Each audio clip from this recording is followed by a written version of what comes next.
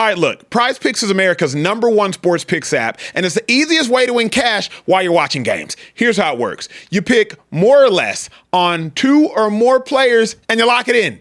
That's it.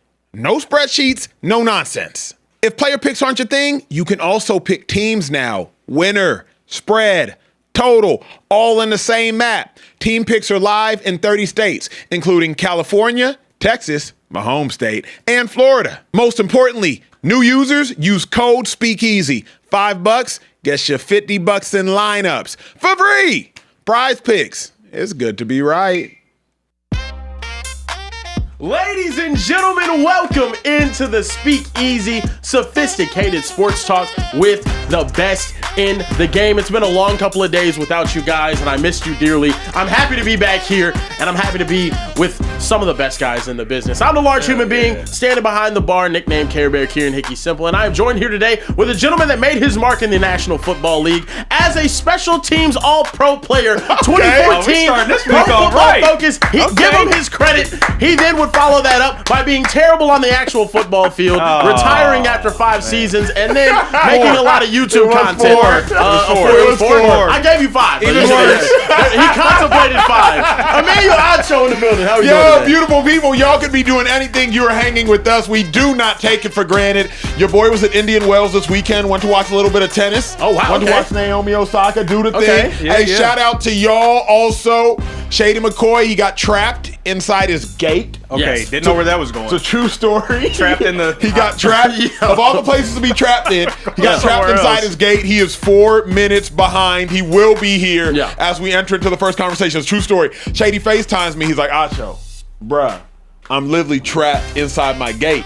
I said, bro, push the lever and you can manually open the gate. Teach him about his own gate. I did. It's rich people problems. Trey, whatever our gates get, you know what I mean? Whatever our gates end up getting stuck, you know. Wow. Well, that just goes to tell you how not rich I am. Yeah, no, I've never heard of the lever on the gate ever in my life. When he said gate, I'm thinking airport. Like Shady's stuck in the gate of the airport. Like, you know what I mean? Like stuck in his gate. I knew what he meant. It was the car. It was the gate to his home. The gate to protect his 7 cars that he has. Yeah. Got it. Understood. Wow. Yeah. I've got a lot of money to make. No, it's a lot of catching up to do. Social Trey in the building, though. How are we doing today? What's good? Trey! I'm feeling good, man. The sun is back out more often. My skin is starting to glow. I'm going from light skin to brown. As the I hair tend has to been do. down for a minute too, brother. Hair's been down. That's because I'm growing the sides out, so y'all can't see that right now. Oh, okay. I'm wolfing on the sides. Oh, you're wolfing. Yeah, I'm wolfing a little bit on the Hey, sides. can I tell you? Go ahead. I was just gonna say, Please. I had a homie that saw you at Indian Wells. Came up to you, said, "What's up?" Oh, Yeah, Vic. He said, "Trey the realist." Oh man, come on, that's my guy, Hold on. Vic. I put it's a true story. It's a true story. Whenever somebody says something, I take a notes in my phone. Vic, he works for gambling at the old network that we don't talk about. The unnamed network. And all he said was, "Tell Trey he the realist." That's what he said. I'm the one that told Trey to take the job. He did. He did. This is It's true. a true story. Hold on, people. Hey, hold up. Taylor, can we take the wide? Come on now. Can we take the wide? Joining us Taylor? down to Speakeasy, walking in with his Stanley Cup. The hoodie in the building. The man couldn't escape his gate. He's now joining us here. The Philadelphia Eagles all-time leading rusher, 252 live, LaShawn Shady McCoy in the Wait, building. did that say 2-6 on your back? That does say 2-6 on his back. Don't worry about it. Yes, man. What the heck? I told him. That was Yeah, no, that's crazy. crazy, yo. It's a true story. They had rich people problems. He had to tell them how to. The problem is we think all the intelligence of all these different robots and all that. You know what I mean? Yeah. Hit the button, let it open up. All this exotic stuff. How y'all doing today, Shady, though? show the people your battle wound. So you know Shady's not lying. Hold on, other way. Man. Shady got a real, he got a tight nigga. Taylor I was in the field. You already got one messed up finger. He got a battle wound, bruh. Shady got a battle wound. Yeah. But he won. Nah, The Gates tried to beat him down, but he won. Hey, Now he got another finger to rub across a woman that he loves face to see if she really loves him back. For real. hey, I'm glad y'all here. Speakeasy, if it's your first time watching this show, it's about to be a trip. I got a DM today, 25. What was her name? No. Oh. It was more important and impressive, actually, than her. It was maybe the most significant DM we've ever gotten in Speakeasy history. Rome, do you have this DM? Oh, wow. Let's go ahead and take a look. I'm the #1 Speakeasy fan in America. If a new episode don't come out, I listen to the old ones. I'm currently incarcerated in a Florida prison. Me and a bunch more of my guys in here listen to the show faithfully on our tablets. That's awesome. We unable to send super chats. That's right. But we want to let y'all know, y'all got another Speakeasy fan base behind the walls. Acho, you the real deal with the analytics. Shady, you the best running back ever. Social Trey, keep the chat lit and Carebear. Why is he shaking my head for me? I'll read it because you don't cuss. We fuck with you, but you be tripping sometimes, my dog. Much love to y'all boys. Yeah. Give us a shout out What next he door say if fuck y'all me can. for? Nah, he didn't say that. Can we be? Nah, bro. He said, Acho, you're the best with the analytics. We love what you got My going dog. on. Yep. Shady, you the best running back ever of He a all real time. one. He a Social Trey, you keep the keep the chat lit. you keep the chat lit. Carebear, shaking my head.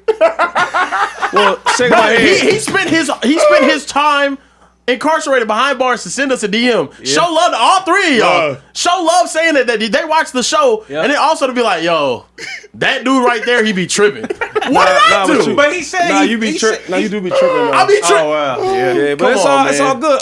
Yo, shout out to our watchers from behind That's bars, crazy. though. Shout out Real to talk, shout out our to y'all. incarcerated people, man, do for you sure. have any friends behind bars? No, not anymore. Do you have any friends behind bars? Yeah, actually I do. Yeah.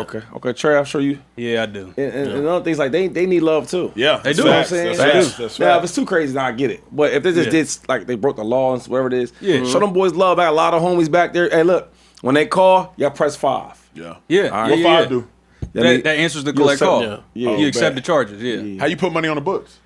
It's a couple ways. You can go there in person, Okay. or There's now some they new have apps too, though, They man. have Yeah. apps now that you could put money on people's books. Say yeah. less, say So, less, say less. Yeah, it's you can also communicate with them. GTL, I think, is the app that you use to I communicate should thought of with that, the though. incarcerated Damn, I people. should thought of that. Man, imagine if we had came up with that, an app to communicate Well, you know, with the I outside. can't say that because I probably won't be in the Speakeasy. Your Well, gate good almost point. kept you from the Speakeasy. Look, man, too, we though, have man. a stack show for you guys tonight. Speaking of behind bars, let's go ahead and get to the first topic. Hold on, let's start with Maxx Crosby. You want to start with that Let's one? start with I was going to warm him up a little bit. Okay, well, not behind bars. He's coming with that. Let's talk about someone that's going to be putting left tackles in hell. All right, Maxx Crosby has been traded to the Baltimore Ravens in exchange for a 26 and 27 first round man. pick. The trade cannot be processed to next week, but it is in place. Crosby is expected to be a Raven within his first two.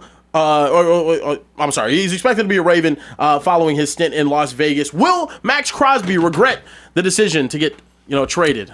The reason I've thought about this, and I think Maxx Crosby will regret it, is because barring winning a championship with Baltimore, I think there's something about being a one-teamer. I think there's something about being a legacy player. I think there's something about starting and finishing your career with one organization, especially if you're Maxx Crosby and an all-time great now. If Max is going to go win a championship, then of course he will not regret it. But what I think this move will be like is the similar to, if those are basketball fans, the Damian Lillard move.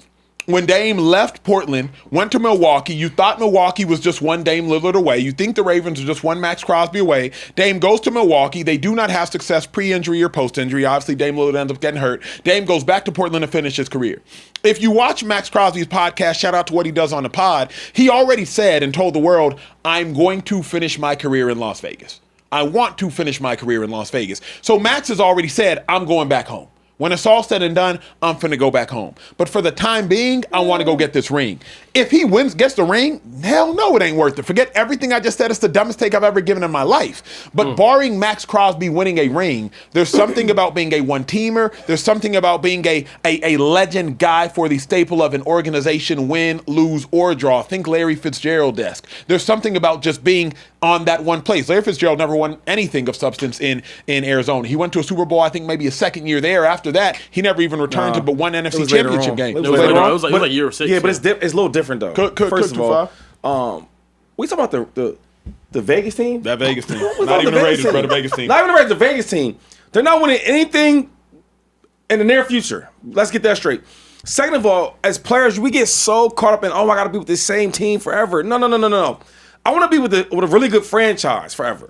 And if it's the Eagles, even if it's the Cowboys, it's a solid franchise. The Vegas team ain't making no noise. So I love what Maxx Crosby's doing. Go to a new team, get a chance to get a Super Bowl, get a championship, and make your legacy bigger. Yep. You have one career to live. You have one of them. I learned this. When I got traded from the Eagles, I was so mad. And I was angry at everybody. And I remember when fans were saying stuff like, maybe Shady was too much of a not a team player. Everything's about him. And I'm thinking like, what? But they was buying into the narrative of whatever the coach might have said. Yeah. For them to buy. Yeah, of course. But I learned is this. Players come and go. That's Jerseys true. change all the time. That's true. But the franchise always remains the same. And that means no matter what happens with Crosby, the Raiders will always be there. There'll be another DN the next year, another quarterback the next. That's what it is. Tom Brady's the greatest of all time, right? They praising Drake May right now in Boston. You get what I'm saying? You got to do what's best for your career. And I say go to a winning team to have a real legacy. If he has some of these years he had with the Raiders and he plays for the Cowboys, the Eagles, the Niners, even Baltimore, his career looks different today. We talk about him differently. Yeah, but okay, let me push back because I'm not convinced we would talk about him as much. I think about it like this. What? When he goes to Baltimore, now he has to share his stardom. We don't talk about Roquan Smith. Roquan Smith was the second best linebacker in football for the last 2 years prior to this last one. Maxx Crosby is not the second best DN, respectfully. He's not the third best DN, respectfully. He's not the fourth best DN, respectfully. He's a top 6 or top 7 DN. We talk about Maxx Crosby so much because he is the diamond in the roughest of roughs, the Vegas team. You go to Baltimore, we got to talk about Lamar first. Respectfully, we got to talk about Derrick Henry first. Now, when we get to the defense, we'll talk about you inevitably. You know what I mean? We got to talk about Kyle Hamilton first, respectfully, the All-Pro, 2 times first team most recently. So I think now Maxx Crosby has to share his light. He got to share his light. He didn't have to share his light in Vegas. In Vegas, he's bigger than the quarterback. That's cool. That's cool and all that. Right now, I got some sleep, so I'm good today. You know what I mean? Okay. I'm back to my schedule. So when you talk about generational defenses, right? Let's go to the Ravens because he's with Baltimore now. Yes, sir. So when they had Terrell Suggs, did we talk about Ray Lewis? Of course. We talked about them both. Yeah. Alani Nada, did we talk about him? We did. Yeah. We did. Wait. Did we talk about A. Reed? Of course. What are we talking about right now? Lamar Jackson. It don't matter. That don't matter. When you're a great player and a great defense, you're gonna get your respect. Let's go to the Seahawks. Yep. We talk about generational defenses, right? Yeah. Mm-hmm. When Russell was over there getting his rings and all that, we talk about Marshawn Lynch. Of course. Let's go to the defense, though. Yep. I don't board with the offense. Let's go to the defense. Facts. Now, you know that squad. Of course. So, Bobby Wagner, did we talk about him? We had to. Did we talk about Earl Thomas? Yes. Did we talk about Cam? Yeah. Yes, sir. Wait. Did we talk about Richard Sherman? Yes, Of course. we talked So about all of everything them. you talking about, I don't know what you're talking about. Because that don't make no sense. I'm being serious. Let me push back. Let's before you push back. All Yes, I'm sir. saying is, when you are that good of a player, you make that big of a difference, and you win a Super Bowl and a championship, your legacy runs forever. So the operative thing Shady's saying is, you win a Super Bowl and a championship, I'm with everything Shady's saying. But if we be keeping it a bean, we didn't talk about Bobby Wagner as much as we should have. Bobby Wagner is one of 3 players in the history of the National Football League to get over 2,000 tackles. When he was in Seattle, we talked about him maybe the 3rd or 4th most. No, we talked about it. We did, but we didn't talk about Bobby Wagner to the level that we should have. Bobby Wagner is going to be a first ballot Hall of Famer. Earl Thomas wasn't even that. So I say all that to say, like, when you have to share the spotlight, things change. I also think about, like, Maxx Crosby is a really good player. But we do get into this weird, like Maxx Crosby, we talk about him like he's Myles Garrett. He gets the same level of, like, discussion. But the fact of the matter, let's talk comparison today. Maxx Crosby, TJ Watt, Myles Garrett, they're all in the same division now. And I'm like, whoa. This is disrespectful. Like, we can't talk about what? We can't talk about Maxx Crosby's not in the same class as them dudes? They're the best ever. Myles Garrett is like the best Myles ever. Garrett is the best. DPOY twice. He's the best defensive player right now playing. Yep, twice. Yeah. But you're not going TJ Watt DPOY once. That's cool. I'm not mad at that. What I'm saying is you're not going to act like they ain't in the same room. You tripping. Nah, they're like this conversation again. Myles Garrett and TJ Watt are in that room. They're standing up front. Maxx Crosby's like, he's in there. Like he's in there. Hi, what's up, guys? But this is my point. Shady, you've ushered Maxx Crosby and his 69.5 sacks into a room with Myles Garrett and his 120 sacks. TJ Watt 115. And TJ Watt's 115 sacks. And guess what? And you've done that because Max played for the Raiders. You realize Myles has 120 sacks. Myles should share a room with TJ and no other man. But we're talking about Max in large part because of where Max was. I don't think Max has a first-team All-Pro. Myles Garrett has like first team. He has 5 first teams. TJ has 4 first teams. All right, cool. Yeah. This guy's get like this year. Guys got all pros. I shouldn't got all pros. They make. I don't want to. I'm big to all pros. I'm into that. Yes. But some of the stuff is getting ridiculous. Why are we talking about Maxx Crosby like he's not that type of guy? I'm not. Like he don't wreck games. Like he ain't a No, he beast. does, he does. Like when teams play him, they're not gonna have a crazy game plan for him. They will. So we getting a little carried away. No, though. what I'm saying is, I'm putting it What? in context. 2-5 is like even the fact that you're mentioning Maxx Crosby in the same sentence as Myles Garrett and T.J. Watt tells me Vegas has boosted Maxx Crosby. Max is elite. Can I Tell interject me here? how. Because How does Vegas do that for him? because Maxx Crosby and Myles Garrett don't belong in nobody belongs in the same sentence as Myles Garrett. Shady, Myles Garrett is like, he's the Adrian Peterson of this generation. Let me put it in like running back context. And you say, as good as you are, you're like, whoa, Adrian Peterson was better than me, and I'm great. we not saying that Max is better than Myles. I'm saying nobody should be in that combo. But the fact that Max is in that combo, the fact that you're upset by me making the statement, I believe proves the point I'm making. I have two things I want to interject Yes, here sir. with. One is going to be a question. The second one is going to be another question that I want you guys to expand on. First one, a guy like Maxx Crosby, would you say he's unequivocally better than a Danielle Hunter? Hell no.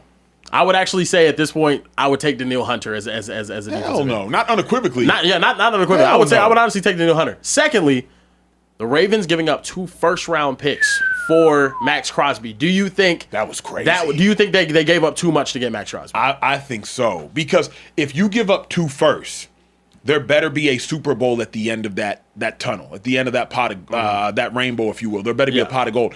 Bro, you gave up 2 firsts. And again, Max's tape is probably better than his game, which is what's crazy because everybody loves Max's game. But Maxx is probably the best run defending defensive end of the elite defensive ends because everybody else just chases sacks, Michael Parsons included. But Maxx is probably the best run defending player. But 2 firsts is this dude better go break the sack record. You know what I mean? And Maxx, I think, has peaked at 13.5 sacks in a season. 14.5. 14.5, really good number. Yeah. But you got guys like T.J. Watt, 21.5, Myles Garrett, 22.5. Like, TJ has a 22 and a 19 sack season. so, like, to me, 2 firsts, bro, you give up 2 firsts for God. Let's show you how valuable he is. I mean, if y'all watch it or not, the Raiders don't have no good defense. They never do. He's the only player over there. So when you talk about all these other guys like Danielle Hunter, I think he's really, really good. Yeah, Danielle Hunter's crazy. It's only so much you do with the game plan because on the front end, the back end, they all are elite. Mm-hmm. Crosby don't have that type of luxury.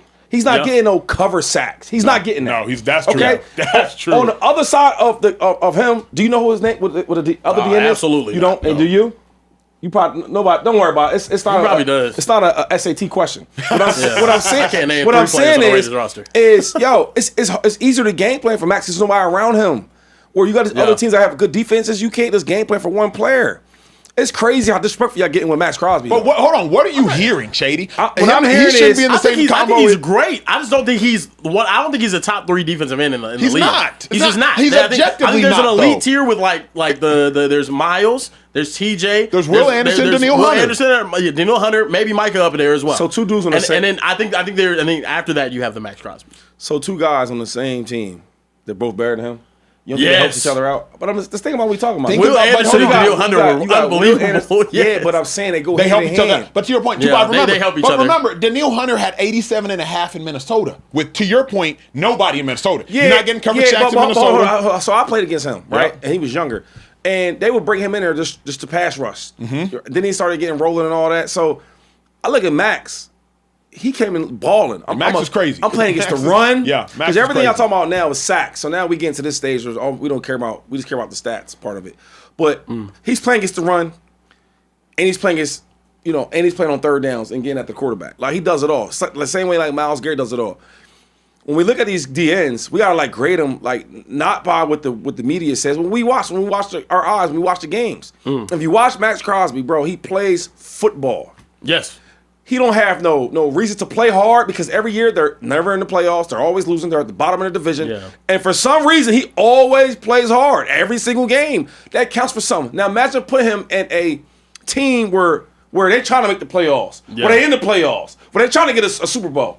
You gonna get more effort. Yeah, Yeah, I I'm agree with that. hoping we see. I'm agree hoping with we that. see the best season that we've seen out of Maxx Crosby. But if he goes out there and gives you an 11 sack season or something of that sort in 17 games, I think 2 it's gonna, firsts is a lot. giving up 2 firsts for that is Now, pretty crazy. here's the thing: if he's the difference between the Ravens and a Super Bowl. Yeah, But what's interesting to me is though, with that defensive coordinator Jesse Minner, he could have gotten a lot out of like a cheaper player based on scheme. That's what's so fascinating to me. Jesse Minter got 15 and a half stacks out of out of a 34-year-old Khalil Mack 2 seasons ago. Yep. So that was just, Khalil Mack is Khalil Mack. He won them ones. I mean, but I think you need somebody special. You need somebody special. Yeah. Nobody want to keep playing with these system guys. Yeah. You got to. We saw what he did with Owe last year after coming from the Ravens. So him being Shady's back, right on that. Be interesting. Also, keeping it Ravens. Lamar Jackson reacted to the news of Maxx Crosby's trade with the Denzel Washington. Boom. I thought those other fellas, ones. do you guys think this? I mean, this is obviously a very interesting situation for the Ravens. Now they're selling out 2 firsts to get Maxx Crosby. What does this mean for Lamar? And does he have to go win a Super Bowl now in the next couple of years with this roster? Lamar got to get it done. I mean, the Ravens are the all-name team. If there's ever been an all-name team, it's the Baltimore Ravens. Yeah. Maxx Crosby, Roquan Smith, Kyle Hamilton, Nate Wiggins, Malachi Starks, Marlon Humphrey, Zay Flowers, Lamar Jackson, Derrick Henry. Names. The game hasn't necessarily matched up all those names the last 2 years, especially Marlon Humphrey, even Roquan Smith. But the all-name team, if I've ever seen one. Here's the other thing. Baltimore. They've done everything they can for Lamar Jackson. Hey, you want a new offensive coordinator, even though Greg Roman helped you win an MVP? Bet. We'll get you a new one in Todd Monken. Hell, we got to get a new coach now? Fine. John Harbaugh, the 3rd longest tenured coach out of everybody in the National Football League. He's gone. We get you a new coach. Oh, not only do we get you a new coach, this new coach that's a brilliant defensive mind, we're going to mortgage our future. 1st-round pick this year, 1st-round pick next year, and we're going to go get you a top 5, top 7 defensive end in the National Football League, even though our defense isn't been what's been limiting us in the playoffs. It hasn't been our defense. So the Ravens have done everything they can do, at least made every effort. Different coaches, different coordinators, different systems for Lamar Jackson over the last 2 years. To me, now it's like, all right, Lamar, go deliver. Go do it. They change coaches for you, players for you. Go get it done. Yeah, I like that. What was the question again? Is it put up or shut up time for Lamar Jackson, given this trade? I was hoping that wasn't the question. Yeah. Because it's tough for me. Like, I love Lamar Jackson. He's a great player. But it's time, though. Because right now, he's about to get a new contract, about $60-something million a year. Talk about it too far. Right, so you add that part, and you go out there to get this big trade with Maxx Crosby. So we're going to need something. And sometimes when Lamar gets in the postseason, we haven't seen the Lamar that we love. And some of that's not all his fault, but he gets all the blame. And I'm thinking for all the media, how they attack Lamar, if Lamar doesn't get it done, they're going to blame him some more and some more. So I hate that question, because it's not always on Lamar Jackson. I know they make the quarterback position like the most everything. But, yeah, because now Sam Darnold gets a championship, right? Now, a lot of it was defense in the running game. He plays a small little part. Yep. But they're not going to do the same thing with Lamar. They want Lamar to go out there and play, right? And put everything on his shoulders. You think about Josh. Now you got a wide receiver now. Now you can't ask for them type of questions. You got your offensive coordinator now as your head coach. So all these different quarterbacks, Joe Burrow's another one. Yo, are you healthy or are you not? Because now Lamar, you got Jamar Chase, best top 3 in the league right now. You got to put up. So a lot of these quarterbacks, you got to answer these questions when they come to next year or this year. I'll be honest, Lamar Jackson has to win a Super Bowl in the next 2 to 3 seasons. Like you don't make this trade and give up 2 firsts to not think you can go out there and win it now. And with a defensive-minded head coach now in place, and then you have more superstars on that defense, then really, I mean, look at the other teams in the AFC. Other than Denver, who has more superstars on their defensive side of the ball than the Baltimore Ravens? Nobody. Texans. And then also, the Texans. Texans, Broncos, and then them. But the Texans and the Broncos, who do they have at quarterback? Not Lamar Jackson. That's true. Not Lamar Jackson. So I think now it's a situation where Lamar, you have to go out there and win it. The Chiefs look down. The teams that have held you back from doing it, they look down. Bills, roster-wise, they're not in the same category. You are supposed to be this special quarterback. And I'll be honest, if he does not win a Super Bowl in the next 2 to 3 years, a Lamar Jackson Super Bowl is just not going to happen. Correct. As a matter of fact, I'd say in the next 2 years, it's just not going to happen if he does not get it done now. This is his window. Reinforcements are no longer coming.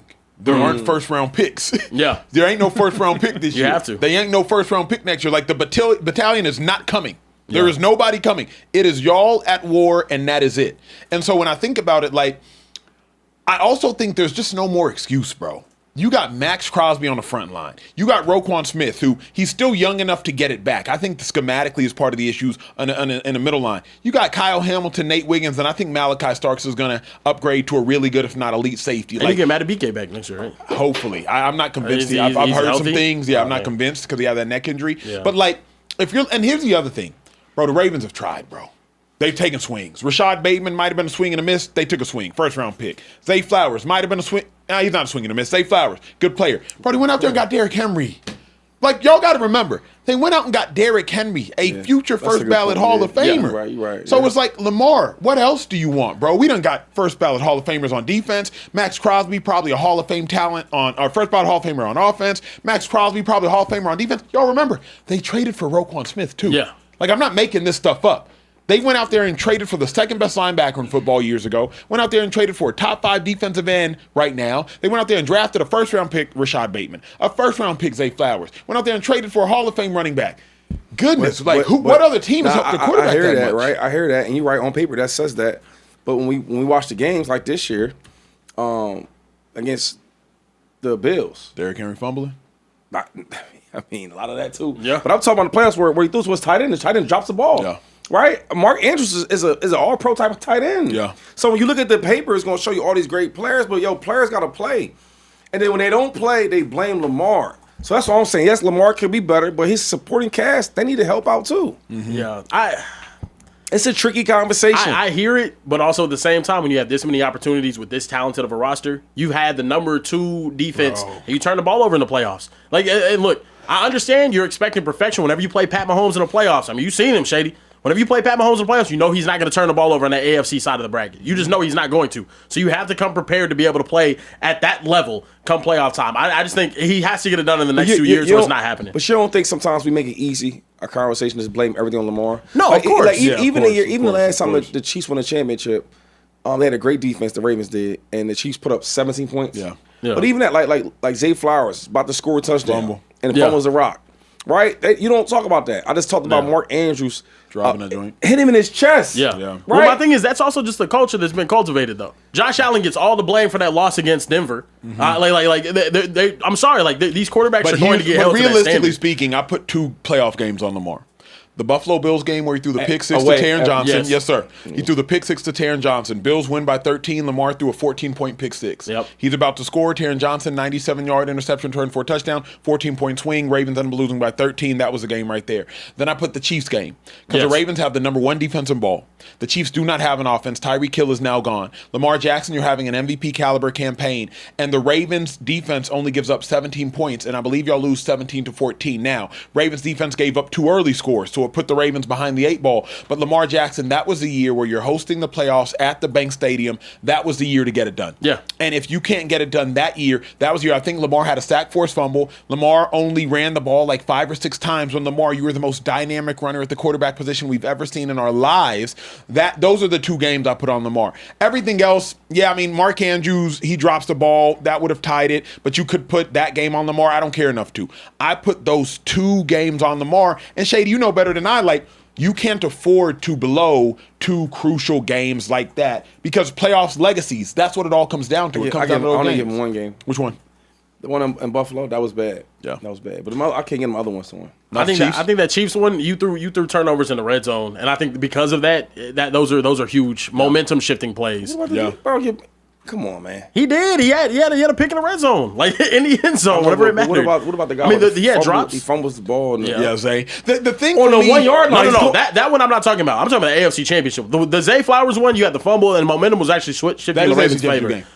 That was The bank, that was the Yes. AFC Championship game. Yes. Yeah. I'm not thinking. Same Oh, okay, game. no, yeah, then I blame him for that one though. But the He reason ended up- I blame him for only reason I blame him for that 2-5 is I blame for that. I blame him for that because y'all got to remember Lamar turned the ball over in that game. That was a game. Amenahue sack forced fumble on the second drive of the game. That was that game. The reason we haven't blamed Josh in the playoffs up until this last point is because Josh don't really do anything worth blame. Lamar's teammates do stuff worth blame too, but Lamar does stuff worth blame. So to me, it's I blame him for that because I'm going to put more onus on the $250 million 7-year, I think he was at the time, 7th-year quarterback over the rookie wide receiver. Wide receiver, be better, or second-year wide receiver, be better. But I'm going to blame the $200 million 2-time MVP quarterback more than I'm going to blame the rookie or second-year wideout. So now, again, those are the 2 games I give him of his 7 playoff games. I don't actually sit there and go, Lamar, you suck. No. But them 2, I'm like, Lamar, you might just not get another chance, bro. Yeah. Them 2, I need. If the Chiefs only get 17 points, go win. But if you can't throw the ball, to an All-Pro, one of the best offensive players on your team, and Mark Andrews, and hit him in the chest to catch the ball. Yeah, and what the hell can you do? Right. What the hell can you do? I just think Come Lamar's on, bro. better. Lamar's better than the 10 touchdowns and 9 turnovers he's had in the playoffs. Yeah, that's like he's better than that, and I want to see that come playoff time. I'm not saying he has to play perfect, and I understand where you're coming from, but he just needs to be better. Hey, I know we got some super chats popping off. They lit. Social Trade, get us right. Definitely got a couple super chats to get to. Our guy Dominic Scott 1962 said, first and foremost, it's the Lord's Day. So God is great. God is good. No, God is good. God is good. God is great. God is good. God is great. I didn't want to do this. God's great for me. I don't know if he's good for y'all. He's good for Go to Shady's Twitter. I didn't want to do this. Uh-oh. Go to Shady's Twitter. I'm gonna have to find I did not want to keep going. Oh, okay. Twitter. Well, It's on my the Twitter. super chat continues to say, Burrow got to get up out of there. He's set to be the next Andrew Luck. His reaction to the trade via Jamar's stream says it all. The Bengals are about to end up making him retire for malpractice. Pause. Uh-oh. We'll revisit this. Rome, go back. The one right below God is that. the greatest. This one right here. Rome, can you take this? It's a Shady tweet. I saw this the other day. I said, I'm just going to keep it for a rainy day. Shady didn't tweet out God is great. He did. Because the saying is, God is good. And if you see what Amanda Bambrick said, 3 tweets below, the All the reply time. is all the time. Yeah. So Shady want to come in here and gaslight me on the Lord's Day and try to be like, I'll say God is great. I'll say God is great. You don't say God is great. You literally right here said God is good, and somebody responded accordingly and appropriately all the time. Stop confusing me, Shady. Stop confusing me. But is God not great? That's besides the point. Yo, I gotta. That's not besides the point. You dare deny him? Damn. On his day? I gotta now. fix my Twitter.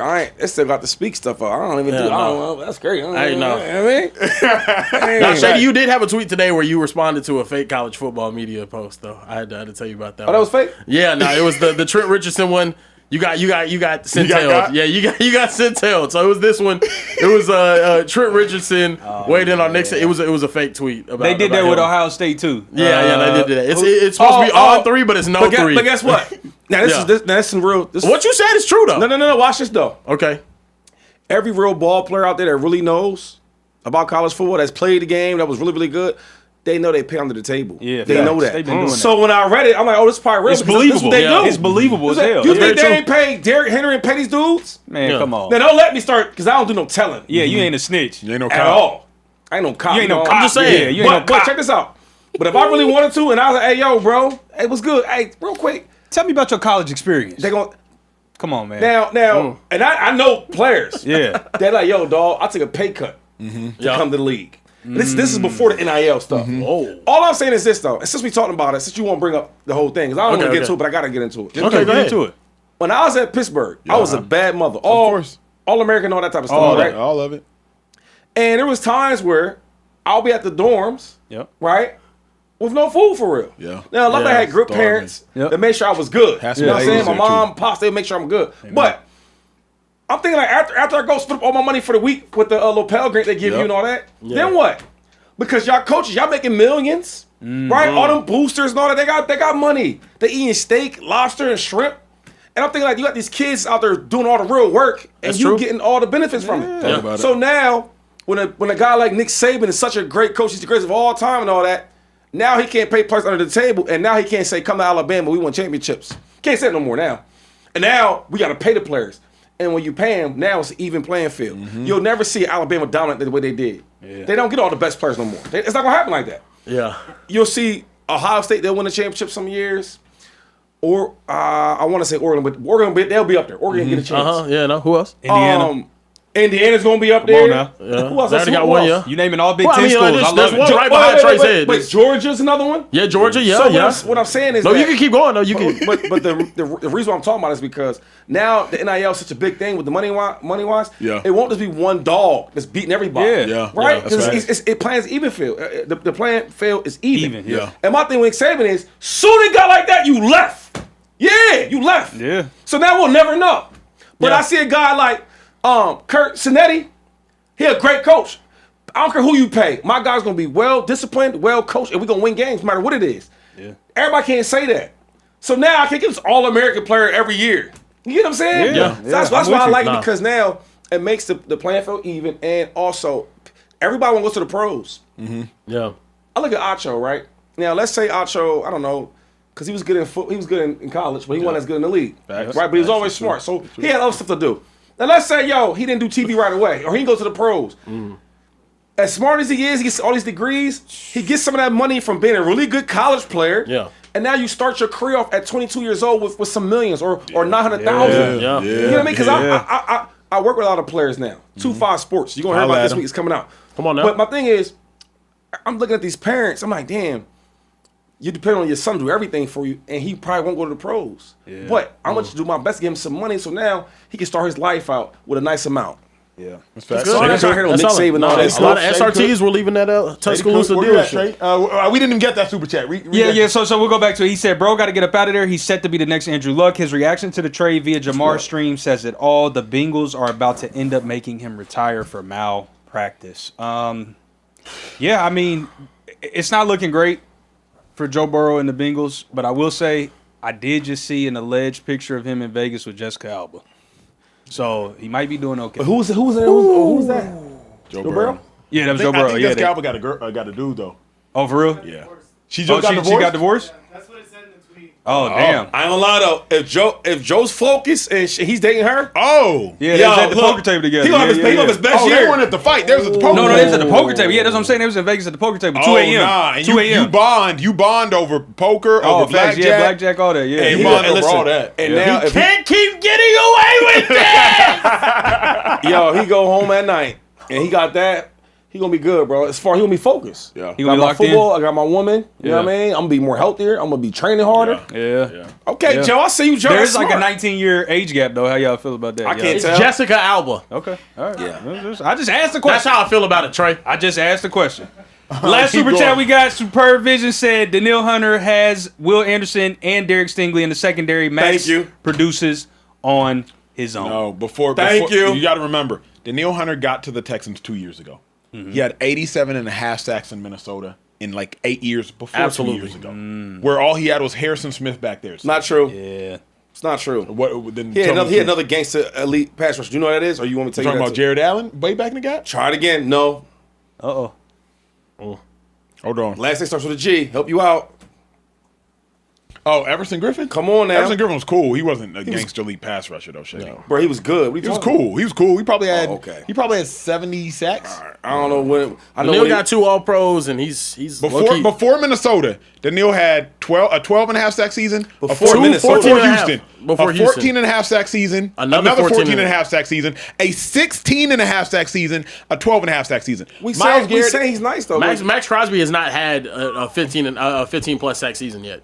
He actually matched Max Crosby's best season twice, and then Twice, had a and then season beat better. it, and then beat before it, he got before to he got to Houston, and then he had another season better. But with it's like, Houston. but it's like everything I talk about is straight sacks. Is that all y'all care about? Nah, No, that's what Daniil I said. Hunter's amazing though. Oh, Like, yeah, and Daniil's everything. amazing. I'm just He was a asking, complete though. edge. You're not gonna tell me that Max Crosby, they ain't in the same Nah, Max class. Crosby- No, they are. They are in the same I class. put Daniil and Max in the same Daniil class. and him are in the same class, but The TJ only- Watt the only- and the only Myles hard Garrett part are in a is- different one. The only hard part, even putting Daniil and Max in the same class, is like sacks are so hard to come by. Yeah. Daniil has like 115. Someone in the chat said Max Crosby ain't even better than Trey Hendrickson, and after looking at it, He can't even who did Trey Hendrickson have outside of it? Was Sam Hubbard? he can't even get paid. Before? How's he? That's Yeah, Trey King. Come on, man. Where we at, Kieran? Great players. All right, look. Hold on. Just real quick. Okay. Before we move on. Last one I got. Shout out to the boys. Big trade, but worth it. Still got pick 14 in rounds 2. Grab a O-line, 3rd rounder. Grab a wideout. Might be back. And then I asked the chat. Is Maxx Crosby in the same room as TJ Watt and Myles Garrett? I don't care what the chat says. I truly don't. Oh wow. I care what y'all say. Not on this topic. I care what y'all say. I care I what just y'all said say. no defense. Not a night. Tell me, care- y'all, like I care what y'all say. that would be like Guys, telling me my Miles- name. That'd be like telling me my name is not Emmanuel Acho. Give him. Is he in the 20 sack club? No. What the chat say? No, you said you don't care. Let's get it Miles moving. is in Let's the get it moving. Y'all heard it. Everybody give me the drum. No, tell me what the chat What do they said. The say? chat said 63%. Yes, he belongs in the same room. Duh. 63%. Y'all don't learn. I'm I'm sorry, always y'all right. wrong. That's the. I'm always wrong. right. I'm The always chance right. was Shady on this one. I'd I'd be willing to bet everything Acho pays me for the next year that Max Crosby does not have a 20 sack season in Baltimore. No, he So won't. what? Of course, I know he won't. I mean, that's a great pass rusher. So He what? is a great passer. He is a great passer. But these are We're talking about some of the greatest of all Of all time. time. Of all time. Of all First ballot time. Hall of Fame pass If rushers. y'all talking like that, Not just the city, then but the world, Nobody Craig. should be in Myles Garrett's class. There's nobody. Only Miles and TJ. They are Only the Miles and class. TJ. Man, y'all, man. DPO wise, This, you know what? Yeah. No defensive guy though. So this how you talk. I'm going to get some dudes. So I Yep. know the game plan. I know how hard it is. Damn, we got Maxx Crosby this week. I know how it is for the coaches. How we gonna game plan for him? Now imagine we had the other guy on the other side, like Danielle Hunter. It's him and Will. we said TJ and we said Miles. Miles don't have no other side. No inside, no out. Miles ain't got no sides. Yeah. Well, Miles is great. I don't put nobody in Miles' categories. He's by himself. Hey, but what I'm saying is that they are all in the same room, though. Okay, I'll give you. That's crazy to me. Like, Chad 304 in the chat said, "I'll pass on Jessica Alba. You will be timed out for 1 minute, brother. You enjoy that." Moving forward, because I mean, baddie disrespect is crazy in the speakeasy. We're not doing that. Man. Especially my dog Carebear freshly single I'm saying, too. bro, Yeah, he ain't tolerating. It's crazy. no. I'm not. Look, moving forward, we got to talk about Logan Paul and his calling out of NFL players to boxing match. This drama seems to have ended because he says the bosses called over at the WWE. Turns out I'm too valuable of a WWE superstar to be fighting bums. I want to take this opportunity to congratulate Le'Veon Bell and Braden Fajoko for their 15 minutes of relevancy. Now back to being broke and retired. I'm going back to Raw every Monday on Netflix at WWE. Braden Fajoko responded saying this was a clown post, and Le'Veon Bell responded to the clip of him saying Show the clip first. essentially he staged the WWE calling Dumbest thing him. I've seen in my life. It's a big time call. Stop. Why? Can I ask why? Well, I mean, one, we don't want you to get injured. Bro, I'm not gonna get injured. These guys can't box. I know, but it's just unnecessary risk. Like, you don't know if you slip, you fall. I mean, you don't want to risk anything. No, Chris. I get it. I know you're not. We appreciate all the hype, right? Like, we get you're doing your thing. That's great. But, like, we can't have you box. You're full-time WWE. Essentially, WWE brass called him, said that, you know, he can't do that. Le'Veon Bell responded. He said, hey, hold up. He had someone call in and act like he can't make this happen anymore. This is the biggest duck we have ever seen before. Our eyes. Logan Paul is actually scared. This is crazy. He actually faked a phone call. Fellas, what's y'all's reaction to Logan Paul essentially pulling out of this call out of NFL players to boxing matches because of the WWE? I don't ever want to talk about Logan Paul on this show again after this. This was the weakest, most cowardly thing I have seen by someone who isn't already like a legitimate athlete, if I'm just being honest, though he is athletic. Logan Paul, you finna kick up all this dust, call out an athlete, call out NFL players. NFL player challenges you, you try to pocket check him. Le'Veon Bell says, I got the bread. I got the mill. And then all of a sudden you stage a whole situation and now you can't fight. You should have looked that up beforehand. Number one. Number two, you already said Le'Veon can actually fight, so now you're going to have to go train for it. So you was already acting scared. And then also, don't use this situation to go promote, one, your drink, Prime, it's the shirt he's wearing, and two, go promote Netflix. Like, this whole thing was one big sham by Logan Paul. And I'm like, bruh, you already knew you was probably finna get knocked out, especially by Le'Veon Bell, and that's probably why he ducking smoke. So for me, this is the weakest move I've ever seen by a want-to-be athlete in my life. But again, if we're being honest, Logan Paul's an actor. He's not an athlete, he's an actor. He was acting on YouTube as a YouTube star, and now he be acting in wrestling. He is athletic, but there's a difference between being athletic and being an athlete. And when he would have gotten to the ring with an athlete, he would have found out the difference. This is the problem we had. This was just the whole world of social media. Like, everybody want to be somebody so bad, right? And I only know the Paul dudes. I ain't about to talk bad about them, right? Because anytime you can make money and take care of your family, I ain't mad at you. But like, you calling out real athletes that took the real discipline and the time and the dedication to be elite players in the pros. You know what I mean? Going to college, then going to the NFL, and et cetera. And this dude's like a YouTube guy, whatever it is, and they blew up for him. I'm not hating on him. I'm just saying, like, this is what you get. A guy that want to act like he's an athlete, probably wanted to be, but couldn't do it. And now you manipulate all these people to believe in anything you can do because you come from this world of YouTube and all the social media stuff. I never really take them guys that serious, right? And even like Le'Veon, I hope Le'Veon got a chance to fight him, but it's like, come on, man, don't waste your time with somebody else for real. It's just like, I think Logan Paul actually did want to do it. I do think Logan Paul looks like an absolute buffoon after this, though. There's like no coming back from that though either. Though you can't call out everyone everyone's. I mean, Tom Brady's out there calling you. I'm sorry, lack of a better term. Tom Brady's out there calling you a bitch. And then you respond by saying, I'll beat up any NFL player. I'll beat up Myles Garrett. I'll do this and this and this. And then when an NFL player does call you out, a dude that has all pros, a dude that was established, retired or not, who's actually stepped in the boxing ring, now you're saying that, I'm actually going to have to train, so it's going to take more time, but put $1 million in the escrow, so then you can come spar me in Puerto Rico and all of these other stipulations. Then to follow all of that up by being like, well, actually, I can't do it because I'm needed at WrestleMania. Bro. We were talking about Logan Paul and essentially what's going on with this boxing match. I actually do disagree with you though, Acho. I think if he did fight Le'Veon Bell, he would win that fight. He wouldn't win that fight. I think he would win that fight. I think Le'Veon Bell, watching his boxing match against Adrian Peterson, it was very clear Adrian Peterson was out of his element. Le'Veon Bell has hands. He can't go out there and do that, but I think Logan Paul actually would have given him a problem, which is why I actually do think this WWE call-in is something that they wanted to interject and not let happen. He goes out there and gets knocked out, has a concussion. They are building towards WrestleMania, which is next month. There's a whole big thing going on with it. I think it is an important time for him, but also to just have it be completely over, I think is lame for Logan Paul. Let's reschedule it. Reschedule it for the summer. Let's do something else. But I don't know. I just think it's a horrible look for Logan Paul. And honestly, he shouldn't have called him out if this was going to be the case. I thought the Paul brothers were done with the BS. At the point in which Jake Paul's fight with, I forget, Gervonta with Tank, that one got canceled. Who was Jake supposed to fight? AJ.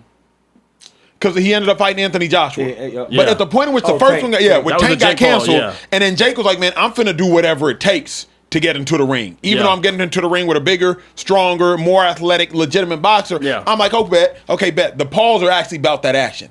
Now, Logan, you want to do all this, and here's what's so fascinating. That's why I like how Le'Veon Bell checked him. Paul tried to put so many things in the way so Le'Veon wouldn't take the fight. Yeah. Come to Puerto Rico. Le'Veon said, bet. Put $1 million in escrow. Le'Veon said, bet. I'll have 3 judges. Le'Veon said, we don't need no judges. Like 10-ounce gloves. Le'Veon said, he said first one to quit. He said first one to quit. First one to quit. They call that doghouse rules. Le'Veon basically like, hey, whatever you want to do, we can do. Yeah. But I'm not that surprised though, because like I was talking to y'all earlier, it's like, and I knew I wasn't tripping, but how they got they fame is like, they was doing backflips in the front yard on YouTube. Yeah. You know how Le'Veon got his Talk about it. Success and fame? From going through the real fire. Yeah. Playing football, right? Getting hurt, getting hit. Going to college, getting hurt, getting hit. Going to the league. Like, so when these things happen, I'm not even mad at them. Because it's like, y'all dudes, y'all made it from like gimmicks and stuff like that. So I'm not tripping about that. Yeah. And that's why I say, like, they're actors for real. They actors. Like, come on, man. Logan Paul, really, Logan Paul, at this point, is the biggest actor. He's not an athlete. And there are some athletes. And there's a huge line of demarcation between being athletic and between being an athlete. Le'Veon Bell is an athlete. There is somebody with another heartbeat that was trying to stop Le'Veon Bell from doing whatever it is he was trying to accomplish. That is what makes you an athlete. What makes you an athletic? Yeah, you can do backflips off a rope. That's athletic as hell. Yeah. You can jump into a table, let it break, stand up again. That's athletic as hell. But being an athlete is another grown man is trying to rip your head apart and you rush for 1,700 yards. Yeah, like that makes you an athlete. That's what Le'Veon Bell was trying to do. And the Pauls. Little funny videos. You know what I mean? How many views we get? Little funny videos. Yeah. Like, come on, dog. Yeah. I mean, but skill. I'll push back though. Skill is an acquired thing whenever it comes to boxing. Mm-hmm. We saw Jake Paul go in there with dudes that have actually fought at a very high level, and he knocked some of those dudes out. We've seen him go in there with Nate Robinson that grinded it out, play football at the college football level, and also basketball at the NBA level, and he knocked his ass out. Like I think skill. Are you good in the ring? No, but Le'Veon box. So another thing is the guys you're talking about, they don't box. Yeah, Le'Veon boxes. Le'Veon boxes every day. Matter of fact, I go to the gym to Le'Veon box, but Le'Veon can box. Okay, and he's big, he's athletic, he's strong, he in shape. He won't fight Le'Veon. I wanted to see it, bro. That's the frustrating part for me. Punk. I wanted to. I know Le'Veon's no punk. I just wanted to see the actual fight. I wanted to see it happen. And you know how I feel to be a dog when it gets hard. Do I quit? No, because we been there. Yeah, my man was jumping around for YouTube as a kid. You ain't been no real fire. Yeah. You know what I mean? Think about that. I think Riz broke. You gotta keep playing. He don't know nothing about none of that. Well, and so my thing about the phone call is slip and fall was used during the phone call. Like, if you slip and fall. You don't slip and fall in boxing. You might get knocked down. You might get knocked out. But you don't just slip and fall as an injury in boxing. I've never seen that happen, number one. Number two, The WWE is notorious for fighting through injuries. Stone Cold, broken neck, still fought. Bret Hart, broken bones, still fought. Mick Foley, thrown off the fucking top of a Hell in a Cell match on the thumbtacks in his back and like broke his tooth out of his mouth, jammed into his nose, and they fight through that. So to say that's crazy, yeah. We're gonna protect you from a boxing match to prevent a potential injury is just fake. And Logan Paul knows it. He knows it's fake. He knows it's either it was either staged or Logan Paul really ain't got that 1 million. To play devil's advocate here, got the bro. money. You have to be physically ready to go out there and perform. You watch Logan Paul actually wrestle. He does. He's out there doing somersaults off the athletic top as hell. rope, going through. Bro, but he's like jumping off of the ropes, going through the announcers He's a table, really flipping good over on somebody. WWE superstar. Yeah. I will not take But that away they from need him at all. now for like what they're setting up, I guess. So That's like so wrestling is still going on. Yeah, wrestling is hot. The wrestling's still happening. Wrestling is hot. Who's the hottest guy in wrestling now? Roman Reigns is I don't even know and what Cody that is. Rhodes are like the two. I remember the real gangsters. I was. Oh doing. yeah, during the the Attitude Stone Era. Cold, Yeah, the Rocks, Yeah, the Undertaker, Rey Mysterio, even Randy Hulk Guerrero. Hogan. Yeah. Yeah, Hulk. Yeah, Oh, one You of know what the I ones. mean? Brett Michaels. Yeah. John Cena just retired. Man, yeah, John Cena, he was nice. yeah, Yeah. yep. It was tough. All right, enough about the fake. Let's talk about the real. Let's talk about that breach. Trent McDuffie, the new Los Angeles Rams cornerback, reached an agreement today on a record 4-year, $124 million contract that includes $100 million guaranteed, making him the highest paid cornerback in NFL history. Now the highest paid cornerbacks in the NFL on a per-year basis are Trent McDuffie, followed by Sauce Gardner, Derek Stingley, J.C. Horn, Jalen Ramsey, and Pat Surtain. Fellas, do you guys think the Rams should be a favorite in the NFC now that they have secured Trent McDuffie for some years? Well, one, I knew Shady was going to like this. First person I thought of when I saw this was Shady, because Shady always says, quarterbacks, you instantly become the highest paid, even if you're not the best, so long as you're like in that conversation. Yeah. But you don't do that for any other position. It's officially been done for another position. Because Trent McDuffie's not the best cornerback in football. He's not even a top 2 cornerback in football. Objectively speaking, we know he's not. But he just jumped the list of Pat Surtain, of Derek Stingley, of J.C. Horn, because he's in that conversation. So actually, kudos to the NFL, kudos to Trent McDuffie, kudos to Trent McDuffie's team for getting this done. With that being said, yeah, the Rams got to be the favorites. Rams and the Seahawks. Seahawks because they already won, but the biggest thing that the Seahawks haven't done that the Rams have now did is find a way to stop Seattle. Could not stop Seattle through the air. I mean, Rashid Shaheed was getting busy. JSN was getting busy. As far as cornerbacks that are built physically to line up well against JSN, it's McDuffie. McDuffie started his career in the slot. He moved to the outside as L'Jarius Sneed moves on. He can play inside. He can play outside. JSN plays inside. JSN plays outside. McDuffie is a really, really good man cornerback. And JSN's not like a 6'3", 225-pounder. He's not an A.J. Brown. JSN is really good at getting in and out of breaks. He's really good at running the full route tree, and Trent McDuffie's really good at defending the same thing. So I think you got to say the Rams and the Seahawks are the 2 favorites, especially now that the Rams have acquired McDuffie. They figured out, hey, what are our weaknesses? Let's go make them strong. I think the Rams still have a first-round pick, even after trading a first-round pick for McDuffie. So I think the Rams got to be looked at as the favorites, Rams and the Seahawks. 2-5. The Birds ain't up there. Birds? Not yet. Hell, I have too many questions. We'll talk about the Eagles later, but too many questions. I like this move though, and I do. It puts them up there already. They're already was a favorite. Let's not kid ourselves. I think the Rams are a really, really good team, coach well, good offense. Obviously, defense is up and down a little bit, and I think some of that the defense was up and down is because the secondary. They don't have, in my opinion, don't have any playmakers in the secondary. You got guys that could rush the passer. But you don't have nobody that can get picks. Have nobody that confuse the quarterback. I think you bring McDuffie over there, he can. If you need somebody to match up somebody, he can do that. And he might not be number 1, number 2, or number 3, the best cornerback in football, but he is a all-pro caliber player. So that's why he should have jumped the charts, and he did. I love this move. I do think it makes the Rams one of the favorites in the NFC side. I don't want to get too crazy and say that they'll go back to the NFC Championship game. I don't know. Yeah. But I do think they have a shot. They have a shot. Yeah, I'm not going to sit here and doubt the Eagles. I think they've been kind of forgotten about in this past, a couple of days since this Trent McDuffie trade went down. I will say Trent McDuffie does make them a serious contender, but they still need more pieces on that defense, though, in my honest opinion. You re-sign Cam Curl, so you have the 2 guys in the secondary that you feel really solid about. But I still think they need a little more to boost that defense. I know Acho's not high on linebackers anymore, but their linebacker core is not. It's not it. It's just not it, and that's the reason why I think they gave up a lot of rushing yards to K9 come playoff games. And also that same physicality is going to be coming back from a lot of these NFC teams. I think with a new play caller in Philadelphia, they're going to be looking to run the ball behind Saquon Barkley a whole lot more effectively than what they did last year. Now, can they do that with a new offensive line coach? It's going to be a lot to figure out, but as far as continuity goes and as far as talent goes, talent acquisitions so far this offseason, the Rams should be, and I think they are the favorite moving forward. Now, my question to you guys is, though, Trent McDuffie, where do you think he ranks amongst NFC corners? Realistically. Why'd you put NFC specifically? Because AFC corners, I think there's a clear pecking order where I don't know how high he's up on that totem pole, even though he just wasn't in the AFC. Off the top of my head, I like J.C. Horn, either 1 or 2. I like Quinyon Mitchell. Yeah. Either 1 or 2. But best in the league? Yeah, that's the NFC. Yeah. I like Quinyon Mitchell, either 1 or 2. And then I like Trent McDuffie, just NFC, in case this gets clipped. Just NFC. If you want somebody to take the ball away, J.C. Horn's 1. If you want somebody to let your receiver not even get an attempt at a catch, Quinyon Mitchell's 1. Depends on what you want. Depends on what your defense looking like. Then I like Trent McDuffie, number 3. Do you think he's a top 5 corner across the whole league? Nah. Only because I like my corners 6 foot and up, just because of the way these receivers getting down these days. Yeah. And so for me, my top 5 corners are probably Pat, Sting, Quinyon, JC. I might mess around and say AJ Terrell. Yeah. He's nice. And then I'd probably go Trent. I don't know where Sauce is at lately, how healthy Sauce is, but then I'd probably go Trent. I think Trent's top 7. Yeah. My thing is he plays better on the nickel.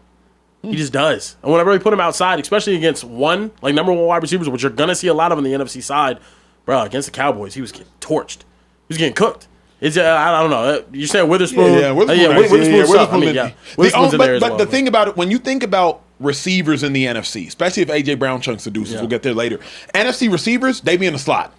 They be in the slot. That's true. CeeDee Lamb, he be in the slot. Yeah. JSN, he be in the slot. Whoever the Niners decide to use, they're always using gadget receivers. They don't have a bona fide X. Pearsall be in the slot. When they had Debo be in the slot. Like, you need a nickel that is comfortable in the slot. Because these NFC cats be in the slot. He plays everywhere, though. He does play everywhere. He play outside, too. And he did have a bad game against George Pickens. But that's the NFL. That's football. If I'm man up, I'm going to have a bad day here and there. But he has a lot of good days. I like him just because he don't back down. Never. He plays tough. He's scrappy. You know what he does? He blitzes, too. Yeah. Right? And that SPAG defense, they asked him to do a lot, and he can do it. That's the reason why he's getting $100 million guaranteed. If you really watch how the Rams do things, they don't just pay players for no reason, right? They don't just acquire players for no reason. And players that are good, they'll let go because they're not good enough. They've done it in the past. So I trust Sean McVay and the moves he makes, and I think that Trent McDuffie is a really, really good player. Yeah. Last thing on Trent before we move on. Where does this Rams defense need to rank amongst the NFL for them to win the Super Bowl next year? Because their defense just was not good enough last year. It's got to be top 10. Top 10 defense is the way it could have done in the National Football League. It's got to be top 10. And the defenses are too good now, 2-5. Like, when you can't live in a world where the Seattle Seahawks defense is roaming around the NFL and you roll out there with the top 20 defense. It's got to be top 10. We forget. When Matthew Stafford won the Super Bowl, shout out to the 41 passing touchdowns he had. Shout out to the 6 playoff touchdowns he had. He had Jalen Ramsey, first ballot Hall of Famer. He had Von Miller, first ballot Hall of Famer.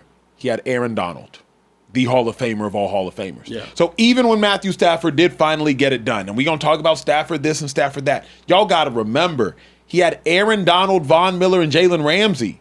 They were the number 1 defense in football the end of the season after acquiring Von Miller from the Denver Broncos. They were that good. So you got to be top 10. But putting points up helps a lot of that stuff out, though. Yeah, it does. On defense. Like, I mean, Trent, the last 2 years, they don't be having no big leads. Every game's a nail biter. The offense can't really do much. Man, now you're going to the Rams, where we're going to have a comfortable lead, right? Yeah. Now we can take a couple more gambles, you know what I mean, on certain routes. So I love the move. I do love the move. Yeah. Was he overpaid 2.5? I know. No. See, there we go. No. Woke him up. It's a quarterback. We not saying that. Yep. First of all, he's a real all-pro corner. Yeah. Why shouldn't he get paid at the top of the market? Okay. Yeah. But if who's the best quarterback in football? Pat. Cool. Pat's up here, right? Yeah. Pat ain't way better than him. Pat's better than him. He's not way better than him. My thing is, he deserves to be paid the highest mark because that's what every position does. Do you not feel I felt a little uncomfortable seeing Pat making 24 and McDuffie making 31. Now, Someone got to reset the market, I though. felt a little uncomfortable. Did you feel uncomfortable when you seen Trevor Lawrence in the top 5? Did you? You're right. Huh? You right. Did you? Who else? There's a lot of them up there. Jordan Love, he had 1 year. Yeah, you're right. So let's You're treat right.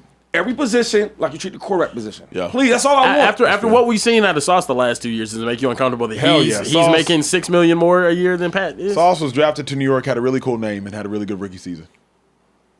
That's not it. No, I'm We not can't buying that. we can't diminish I'm him. not That. buying He that. was Sauce Gardner's he had one of still the nice. best rookie seasons we've ever seen. That's what I told you that. I just said. But no, He had a you really said cool you name. said he had a cool name, a Buffalo Wild Wings flavor, and a good rookie season. Like that's what you said. didn't say That's what that. you said. Verbatim. Chat. Am I lying? Did he not just say he had a good Buffalo Wild Wings flavor? Sauce nice. No, That's crazy. Sauce is cool. Sauce is a good player. He goes He's a good player. last year. He goes to the Colts, right? Mid-season. Yeah. Right. Give him a chance to get his feet wet. Let's see what's going on here. I think this year we're gonna see. I talked to Sauce last week. Yeah. He and Miami getting at it. He has to. This year you're gonna see the Sauce Gardner. The hard part for me though is like when I see what Ramsey did when Ramsey left Jacksonville and went to Los Angeles. That's what I thought Sauce was finna. Are you a Colts fan? That's what we all thought Sauce was finna do. I was like, oh, Sauce finna have these Colts active. Yeah. Boy went over there and got burnt. I said, oh no. Whoa. He wasn't getting You burnt. remember? No. He had a bad game or two? He had a couple. Yeah. Couple Come bad on, games and bro. got hurt. We're not gonna do that. Yeah. Because every quarterback that we can talk about has got burnt before. What are we talking about? I thought Sauce was finna make a Ramsey type of impact. That's just what I thought. think- But I think that also speaks to how deplorable the Jets organization is that when anybody with any semblance of talent leaves and goes to a bet, we're like, yes, now we can finally see them Yeah. in their full and final form. Yeah. And we Sauce put nice, a high bro. expectation He on gonna it. He ball- just he wasn't gonna able ball. to Also, I meet think it. this is a good thing for corners all around, though. Trent just reset the market. Christian Gonzalez is going to reset it the next time. Yeah, he has to get paid after next season. So, or maybe they pay him Gonzalez got to early. get paid This all season. a $40 million after this. He's got the last Christian year. Gonzalez, Patriots. He's got the last year of his rookie I mean, deal. but and then- him and Trent, they You can say they're comparable. You know what I'm saying? They're Yeah. comparable. I do have a couple go super ahead, chats here before we get moving. Speaking of the Patriots, Matt BYK5KX said, "Yo, what's up, y'all? Pats fan here. What should the Pats do in free agency to get back to the promised land? Hashtag love y'all. Shady, please call Howie. I want AJ Brown. Me too, bro. I'm trying, man. Hey. Y'all got any suggestions for the Pats? What bruh, they should do in Just free give agency? Drake. Just Oh, give wait, Drake oh, man help. oh, he Like, said just for give the him Pats? weapons. Yeah, for the Pats. Oh, I'm not calling. I mean, dude, I'm not calling for that. Bro, the Pats, you know what's crazy? Talent-wise, the Pats need a decent amount. Yeah. Yeah. Talent-wise. You know what I mean? But they still got there this year. They did, yeah. So, I'm not worried about the defense. Give me from what they showed they could do with the roster they had this year. Give Mayo one. Give May some legitimate- real options. here's on the the only offensive side of the question, ball. bro. Defense look good. Defense look great. Defense look real Yeah. good. Here's the only question, bro. What the hell you doing at left tackle? Because you drafted a left tackle in the That's a tough first one. round last year from LSU, and he didn't look rookie bad. He just looked bad. But it's his freshman this year, right? Last year was his rookie year. Yeah. But he didn't just So he'll look be year 2 next year. correct. Yeah. Yeah, But it okay. wasn't I don't think rookie people bad take those issues. types of leaps though. And I like Will Campbell a lot, but like he's gonna have to take a monumental leap And to even then, get to where he's being paid to play. Because we've seen Bro. rookie tackle. You know this. Running back's different, 2-5. Running back, the holes, the change up, pass protection versus college, Cornerback and tackle are pretty island positions. Yeah. If you like, cornerback is the least transition oriented from college to the league, and tackle. Tackle is mano-y-mano. You finna get rushed. Yeah. That is what it is. That's why a Joe Alt can come into the National Football League And as a rookie be a dog. and right away be a dog. Yeah. That's why Rashawn Slater can come into the National Football League and be a dog. That's why Kelvin Banks at Texas, he was All-Pro at or whatever at Texas, All-American, All-American at Texas, can go into the Saints and have a really good year. Yeah. Because tackle is solid. one of those positions where like you can walk into and it translates. So what about some of the coaches that help out with that? Like I remember playing with guys that I didn't think they were that good, and Jeff Stoutland, who's probably one of the best line coaches in football, he gets with them, and now they're like decent. I'm like, oh wow. So I think coaching matters. Another thing is experience. Y'all talking about a rookie? Yeah. Yeah. I mean, like I don't know if y'all know, it's super hard to play, and you playing an island position like a tackle. Same way a quarterback is hard. I think it's It tough was with just- him though because there's physical limitations and they show up on film. That's And like, he's a rookie though. But Shady, rookie with short arms. he threw the equivalent, Shady, of like 3 picks a game. Yeah. Like Okay. that is the left tackle It equivalent. was a Alright, J.J. bro. McCarthy year for Yes. left tackle. Okay. It was a Like, 9-year for You left leave him tackle. out there for this year. Next year, like, you start learning about yourself. Like, look, I got small arms. Damn, these guys are getting so quick to me. Now I got to jump out and go get them. Compared to setback and letting them get me. Like, there's so many different tricks you got because you playing the game. You learn about it. Yeah. We call it self-scouting. Yeah. I just, all I'm going to say is this, yo. Y'all be so quick to judge these rookies. I want y'all start grading these guys that in their 7th year that's not that good. Because I thought I'm the only one that goes at them type of guys. These guys, the rookies, I don't judge them. Like, 'cause they got time to learn. These guys in their 6th year, their 5th year, that's not that good. Talk about them. Can we do that? Let's do that from now on. I hear you. Fair. I hear you. Let's talk about a dude in his 14th Yeah. season. Let's man. talk about a dude. We got a $50 though. Okay, go We got a ahead. $50 chat though. Yeah, before we get moving, my bad. So Benjamin Todd said the WWE is keeping him in check. Logan keeps getting pulled back into his YouTube routes where he is a yes man, agreeing and saying anything to put his name out there. The WWE is reminding him, you no longer have to play that game. I respect the WWE for doing it. So basically, he's saying that Logan Paul's playing this gimmicky game. Like, I got to catapult. Bro, you don't got to do that. I respect- You're I a know- bona fide WWE I have no Where superstar. he comes from. Stay in that lane. He comes from that era of gimmicky trying to get attention. Yeah. It'll work for him. Yep. Work Yeah, for I'm him. saying. Look, moving forward, we got to talk about a dude going into his 14th season in the NFL. Travis Trav!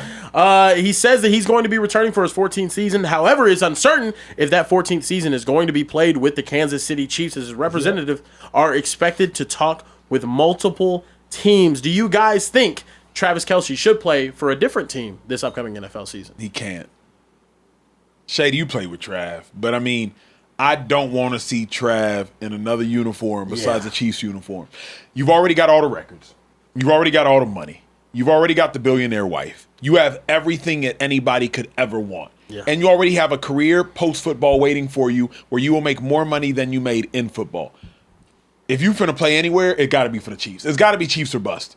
Like for Trav, it's got to be Chiefs or retire. You cannot put on another uniform besides the Chiefs uniform because I don't want anybody from any generation, Gen X, Gen Y, Gen P, Gen Q, to be like, wait, I thought Travis played for the Chargers. No. I don't want no generation of kids to see Travis Kelce in any uniform besides a Chiefs uniform. Travis Kelce is a Kansas City Chief. He was drafted there, has a phenomenal story there of Andy Reid calling Jason telling Andy, take a chance on my brother. He got suspended at Cincinnati, then got back on the team at Cincinnati, was a quarterback to a tight end, to one of the greatest tight ends of all time. Trav cannot play anywhere else, man. Yeah. I was just going to add on to that. I don't want to see that. You say yeah. No, I just don't want to see that. I don't want to see Travis Kelce in a Las Vegas Raiders uniform and have to listen to "Outstanding" by the Gap Band over a clip of him playing football. Just that would hurt my feelings. That would be like watching Shaq on the Celtics or KG on the Nets. Like, yo, you're not completely ass, but brother, outstanding. Girl, you knock me out. Yeah, that's what it would have felt like. I don't want to see that. I don't need to see that from Travis Kelce. I refuse to see it. I won't watch. Yeah, that'd be tough. Oh, well, I watch. I mean, it's crazy. We gonna tell Travis when he should retire? Don't retire. What if he still Retire a Chief, though. What if he still want to play though? What if he still want to play? Play for the Chiefs. You got to make it happen. I'll just say this: Travis won't be the only player that got old out of his prime, not a superstar no more that still played the game. Right? I can name Joe Montana. I can go on forever about this. But it's never good. It's never good. It's never I ain't good. like seeing Emmitt Smith in the Emmitt Smith in Cardinals uniform. Cardinals It's uniform terrible. was But disgusting. good for who? I almost Jerry cried. Rice is a Seahawk? Oh, yuck. Shady, I'm telling you, I Shady. don't want to see that. Because I grew up an Emmitt fan. Dallas, Texas. I had the Emmitt Smith poster in my locker, whatever. Bruh, when Emmitt went to the Cardinals Come on now. and rushed for like 436 yards, Yeah, come on now. I was like, this ain't Emmitt. Yeah. You say all that, but Emmett broke the record not in the Cowboys uniform, but in the Cardinals uniform. That was disgusting. Yuck. Oh, see, we talking I'm to conversation. talking as a fan here. I'm talking fan about. me Oh yeah, speaking, well, I gotcha. want the fan part, but I'm just saying, what about getting more yards? What about adding more to his legacy? You don't need that, though. Brother, you how can you say he don't need your it? wife is worth $1 billion. Y'all talking. Yeah, you're talking Y'all talking about. Y'all talking like fans right now. He's You but talking about his- what more can he catch? You tell me about his wife. You start telling me about he gonna have a job. He ain't worried about none of that. He a ball player. That's what he loves. Since he's been a kid, he playing football. He want to keep doing it. But it's the same reason why Jerry Rice played for the Seahawks. Like he loved the game. You can't tell somebody that's a passion since they've been a kid. I can't tell him to do makes that. sense. I'm just gonna hate watching it. That's the That's problem. That's I cool. don't want to. Yeah. That's cool because another one, like we about to show Tony Gonzalez. Yeah. You start going to different teams, right? But you add on yards, you add on legacy. My last 2 years, I run around trying to get some rings, right? And I was, man, I'm not I'm leaving because I ain't like some of the stuff was going on where like I ain't gonna say the teams, but they wanted me like to be a backup and this and that. And I was like, man, I backed up for these other dudes. I'm better than all them guys, right? Not even getting to it because those are my boys. Anyway, but now that I'm retired, I said, damn, you know what? I should have went to them teams because you're not going. LaShawn McCoy is already made. Eagles, Chiefs, or Eagles and the Bills. My thing was already submitted, but add on to the legacy, more yards, more experiences, more connections. Like I wish I'd have did that because when you let a game, you let a game. You know what I mean? So a lot of players, that's why they keep playing. But let me ask you so this. when I sit here and I think about it, like, damn, I probably should did 2 more years, right? You add on to your pension, and then you add on more to your legacy. But sometimes Shady, add a little touchdown here, a little yards there. Sometimes, Shady speaking as an athlete, which is incredibly valuable. But the fans dictate your legacy. You're just one person. You don't dictate your legacy. You can't tell somebody else how to feel about you after you die. The fans? Yeah, like the fans or reporters are like, you don't dictate your own legacy because your legacy is how people feel about you after you're gone. Yeah. Oh, you feel me? I disagree. I never was caring with some media and some fans or something. But I mean, like, I want to feel really doing it. But I'm saying the reason I'm just saying they control the narrative. The narrative. Around Oh, your I don't know. legacy. I don't know that narrative. All I know is this. But they control you getting in like the hall or all these other things. When you get done, they don't control the hall. Oh, when you get done, right, and you look at your career, and you're gonna know all Travis Kelce's stats is gonna come from the Chiefs. But if he can squeeze out 600 yards in this team, and that's when you're done, your stats will be what it is. You see in the yards. One of my best friends, Frank Gore. Frank Gore is 3rd in rushing of all time. People don't even know that. Yeah. And a lot of it came from the Niners. He's been in like 4 or 5 different teams. Yeah. Yeah, You know what I'm saying? So that don't matter. But as a player, that's all we care about. But I guess my thought is this, though, is like, you think about Jordan with the Wizards. I don't think that did Jordan any favors. He's Michael Jordan, so what's the big deal? But I don't think that did Jordan any favors. You think about Jason Witten with the Raiders. I don't think it did Jason Witten any favors. Jason Witten's Jason Witten, but like I don't think it did him any favors. The reason I say Shady speaking as an athlete is because athletes, we can be very narrow-minded. Yeah. Like yards. That all matters. But I also think legacy is like how do people feel about you when you're gone? Who are these people you talking about? If I ask you how you feel about Jason Witten, what you gonna say? People would say he's one of the greatest. I never thought he was all that nice, but people say he's one of the greatest. Who else you just mentioned in this last go you just went? Emmett. How you feel about Emmitt Smith? Emmett's one of the greatest. Who else you said in this? Jordan, but Jordan. How you feel about Jordan? He's Jordan. No. How do you feel about Jordan? He's the greatest. All right, who else? The other players you talking about that they changed teams and all that. Who else? Who else? Tony Gonzalez. How you feel about him? One of, if not the greatest. Jerry Rice. What we talking about? It didn't do him any, because it didn't do him any favors. Would you have said Shady, his point is though, what would you be saying about Emmett if he never played for the Cardinals? The same thing. What would you be saying about MJ if he never played for the Wizards? The same thing. For Jason Witten, without playing for the Raiders, the same thing. It just like it's a blip in their career that everyone likes to forget about. That's my thing. Can I push back from a different perspective? Go ahead. Shady, what do you think about taking up a roster spot that may not necessarily be deserved? What do you mean? So, for example, for him, though. No, for sure. But I'm saying, but like when I think about Jordan on the Wizards, right? Like he's way past his prime. Yeah, I would rather see whoever the 6 man. I don't want to see nobody else but Jordan. What are we talking about? I want to see the 6 man on the bench for what? Michael Jordan? I'm saying he would be a starter if Jordan wasn't there. I would rather see. And another thing is, it's not Jordan conversation. I don't get there because he has 20 points at 40 years old. There's guys that are now that's in their 20-something years old. They're averaging 18 points and they're getting $20 million, $30 million a year. Yeah. So I don't want to do that. But anyway, what I'm saying is nobody cares about them little guys you're talking about. I want to see the old guy that can't play no more. I want to see him. You would rather see that than true story. Okay. When I was with the Chiefs, I played more with the Chiefs, but.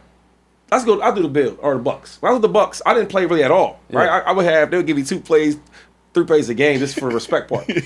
But the respect you give certain players is different. I remember. Bruce Arians, Brian Leftwich, and Tom. They would say, "Hey, Shady, make sure the running backs know this, they know that, they know this, they know that, they know this." And I'm thinking like, that's some sort of respect. I ain't play a lick, but I was running the show like I wanted to. You get what I'm saying? There's certain players that you're like, oh, okay. I'll give you another example. I played with Terrell Suggs came with the Chiefs. And he wasn't Terrell Suggs like we remember because I played against him. But his name was so much respect. It was like, he say something or he do something practice like you respect him. Last point I'm gonna give you because I think we're forgetting like the player did the work. My last year, or was it my second year? Anyway, John Gruden called me to play for the Raiders. And I'm like, dude, you know what I'm saying? And he was like, well, look, the reason I want you to come here is because we got this guy named Josh Jacobs. He's a beast.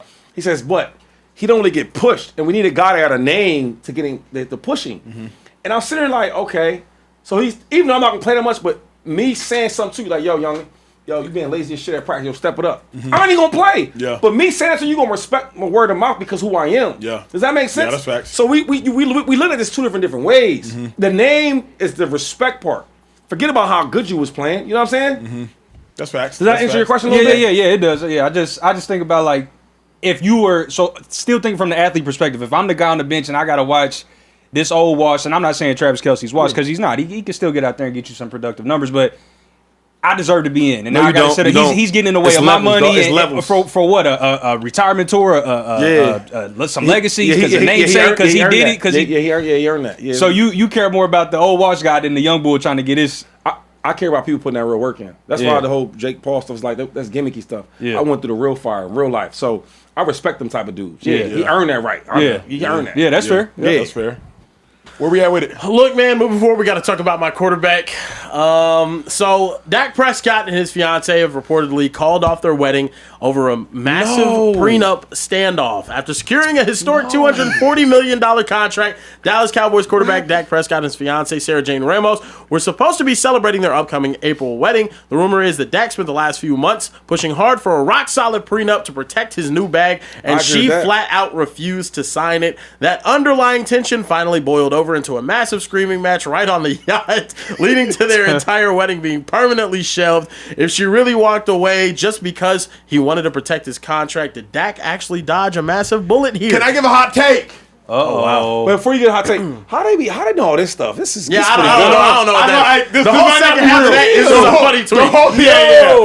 This is allegedly. Yeah, allegedly. This Don't nobody sue us. Because the yacht screaming is crazy. I don't know. How you know? Were you on the yacht? But if I'm giving a hot take, I'm anti-prenup. Wow. I'm anti-prenup. I believe that if you need a contingency plan for marriage, Speak on it. you shouldn't be marrying them. Oh my God. If you need to protect yourself from your future partner who you have to lay in bed with every night, the potential mother or father of your children, you shouldn't be marrying them. A prenup to me is like a seatbelt on an airplane. If you need that seatbelt on an airplane, you got way bigger issues than the seatbelt. Airplane going down. So I got money. I'm actually anti-prenup. I understand the thought process behind it, but if you're entering into like a covenant with an individual who quite literally controls your life, you will be asleep next to them every single night. They control whether you live or you die. If you're in the hospital on life support, they dictate if the doctor pulls the plug or does not. And you want a prenup? Yo, I'm just anti. This is and I don't know what it is, but lately we just been disagreeing. Are you kidding me? Yeah. I stand with Dak and the number 4 Cowboy church right here. What? Okay. Wow. Do you got a car? Of course. Do you drive? Of course. Do you drive every day? Of course. Okay, bet. Do you look to get in a car accident? Never. Oh wait, do you have car? Do you have insurance? Car Of course. Insurance. He wants to get married. He's not looking to get a divorce. But in the event that it might happen, I've got security. Same way when people got a car insurance. You got a car, you drive every day, you see it every time. But in the event if I get in a car accident, I'm protected. All I'm saying is this, man. Like, to make all that type of money, right? And you see times where people get divorced and they talk about the person gets half. I look at the Tiger Woods situation. Tiger Woods, I mean, he was wrong for everything he did. But you gonna give him half though? Half? Half? Look. Hold on, I got a rebuttal. I got a rebuttal. This is because crazy. here's the difference. For the car. When you buy you a whip, you already know a car accident is potentially inevitable because there are hundreds of thousands, if not millions, of drivers on the road. I've never got a car accident. Hundreds of thousands, if not I've millions. been driving since I've been 16 But years old. Shady, what I'm trying to tell you is, if you are relating a marriage to a car accident, the marriage is between two individuals, of which you play 50%. A car accident, you do not play 50%. You could literally get T-boned sitting at a stoplight. You could get fender benders sitting at a stoplight. So to me, 2-5. Nah, you wrong, dog. I'm not suggesting that an accident Your cannot comeback occur. was weak. I thought you have a good one. That wasn't a good one. I'm not saying an accident can't occur. I'm just saying, Shady, if you get married and you have to put a contract in play, then why are you getting married? That's what I'm trying to ask you. It's all about protection, though, Acho. You need protection from a person you just vowed your life to? Yo, this is what I don't like that you're doing. Uh-oh. What am I doing? If you look at, there's a lot of people that get married, love each other, and they get divorced. It happens all the time. Mm-hmm. So if you know that, right, in the event that it does happen, why not protect yourself? There's nothing wrong with that. And another thing about prenups that people don't understand, it protects me, but it also protects you. I'll protect you. Her, I'm saying. Yeah, of course. I don't know what her assets are, what she got. I don't know what money she got in her account. But whatever she got over there is protected. And the same thing with him. Yeah, this is crazy though, dog. That's wild. Can another unmarried jump in here? Get in here, Karen. First and foremost, I am very pro prenup. I'm very pro prenup. Do I think I'll get one myself? I don't know yet, but I Hold am on, pro. man. Time Now out. Listen, you can't say I'm very pro prenup, Listen. but you not pro enough to get it yourself. I don't know. I don't know the situation, right? If I'm talking to a woman that I feel like is maybe at the same financial status and or success that I am at the time of getting married, I think I probably wouldn't get one at that moment, because after that, if I go on to make multi-millions and I go on to be extremely successful, she was there and supported me through that. I feel like at the end of the day, we're sharing our life together. That's an okay thing to have. For you, Acho, to be sitting here, millions, you know what I mean? Crazy bread, not to pocket watch, but like crazy bread. For you to be sitting there and being like, yeah, I'm not going to get one. What? I think there is a bunch of women that are probably watching this show. Not ones that you would want to talk to that are plotting now. Scheming. Excellent. I promise you. It's exactly what they sitting there just like that. Because what are you talking about? Bro, you got but here's bro. the thing. Here's the thing. You have to use more diligence on the front end. Like, don't fly Spirit Airlines. Whoa. Now, Spirit Airlines of all the airlines actually hasn't crashed, but you got to use more. You got to use more diligence on the front end. The dilemma is not enough people using diligence on the front end. If you think both, if cheating is a non-negotiable, and you think you're liable to cheat, or you marrying somebody who's liable to cheat, well then yes, get you a prenup. If cheating is a non-negotiable in that relationship, if you all are equally committed, but people change. People change. That's my thing though. People do change. I know people that was in love, like love, and then they still are friends now that they're divorced. It happens all the time. My mom and dad been married for mad years, and they super tight still, But if you ask my mom, ask my dad, it was tough. And some people, they stick to it when it's tough, or they walk away. I think some of that is who you are. Yeah. I might love this person to death, but when things get hard, I'm not used to fighting back. I'm used to running. I think people don't get a lot of counseling, yo. Like, this is just me talking I'm a psych major. I don't know if you guys remember that. I'm a psych major. And when there's certain traumas that hit you, right? Yeah. And you don't know how to deal with it, the easy thing for you to do is walk away. Yeah. But we married, we can't do that. So it's bigger than just about some money and all that. It's bigger than that. My thing is, if divorce rates are already high, 50%, whatever the case may be, one, a prenup is just going to enhance or accelerate your opportunity for divorce. Because if you got a prenup, you're already just sitting here like, oh, I got an easy way out. That's my first thing. My second thing, realistically speaking, I don't think, and this is just my experience, I care less about money than I care about the relationship, than I care about the kids, than I care about the nuclear family, than I care about a two-parent household that my kids can grow up in. Yeah. And so for me, I'm not as concerned about money. I've been fired from jobs before, and shout out to everybody sitting to my left, to my right, and everybody in the back. We've created a 7-figure entity. We can make money. Yeah. I can make money. Do I want to find a new wife? Do I want to find new kids? That to me is harder. Finding money hasn't been hard for me. Finding more family, more stability, to me, that's harder than finding money. Money you can find. So another thing is, when I talk to you, right? That's why I tell people, like, everybody's different. You speak like somebody that comes from a good household that have money. What happens if you didn't grow up like that? And now, you ain't never have nothing. So now you finally get something. You're like, all right, I'm gonna protect this fully. You get what I'm saying? So that's why I think we can look at things differently, because I know some dudes that like, man. But you came from that household. I'm just saying. Two-parent home, married Yeah, but I'm talking about in general, just having money, not having money. Like, I never want to go back to not having no money, because I seen what that looks like. And then we wasn't like project poor or nothing like that.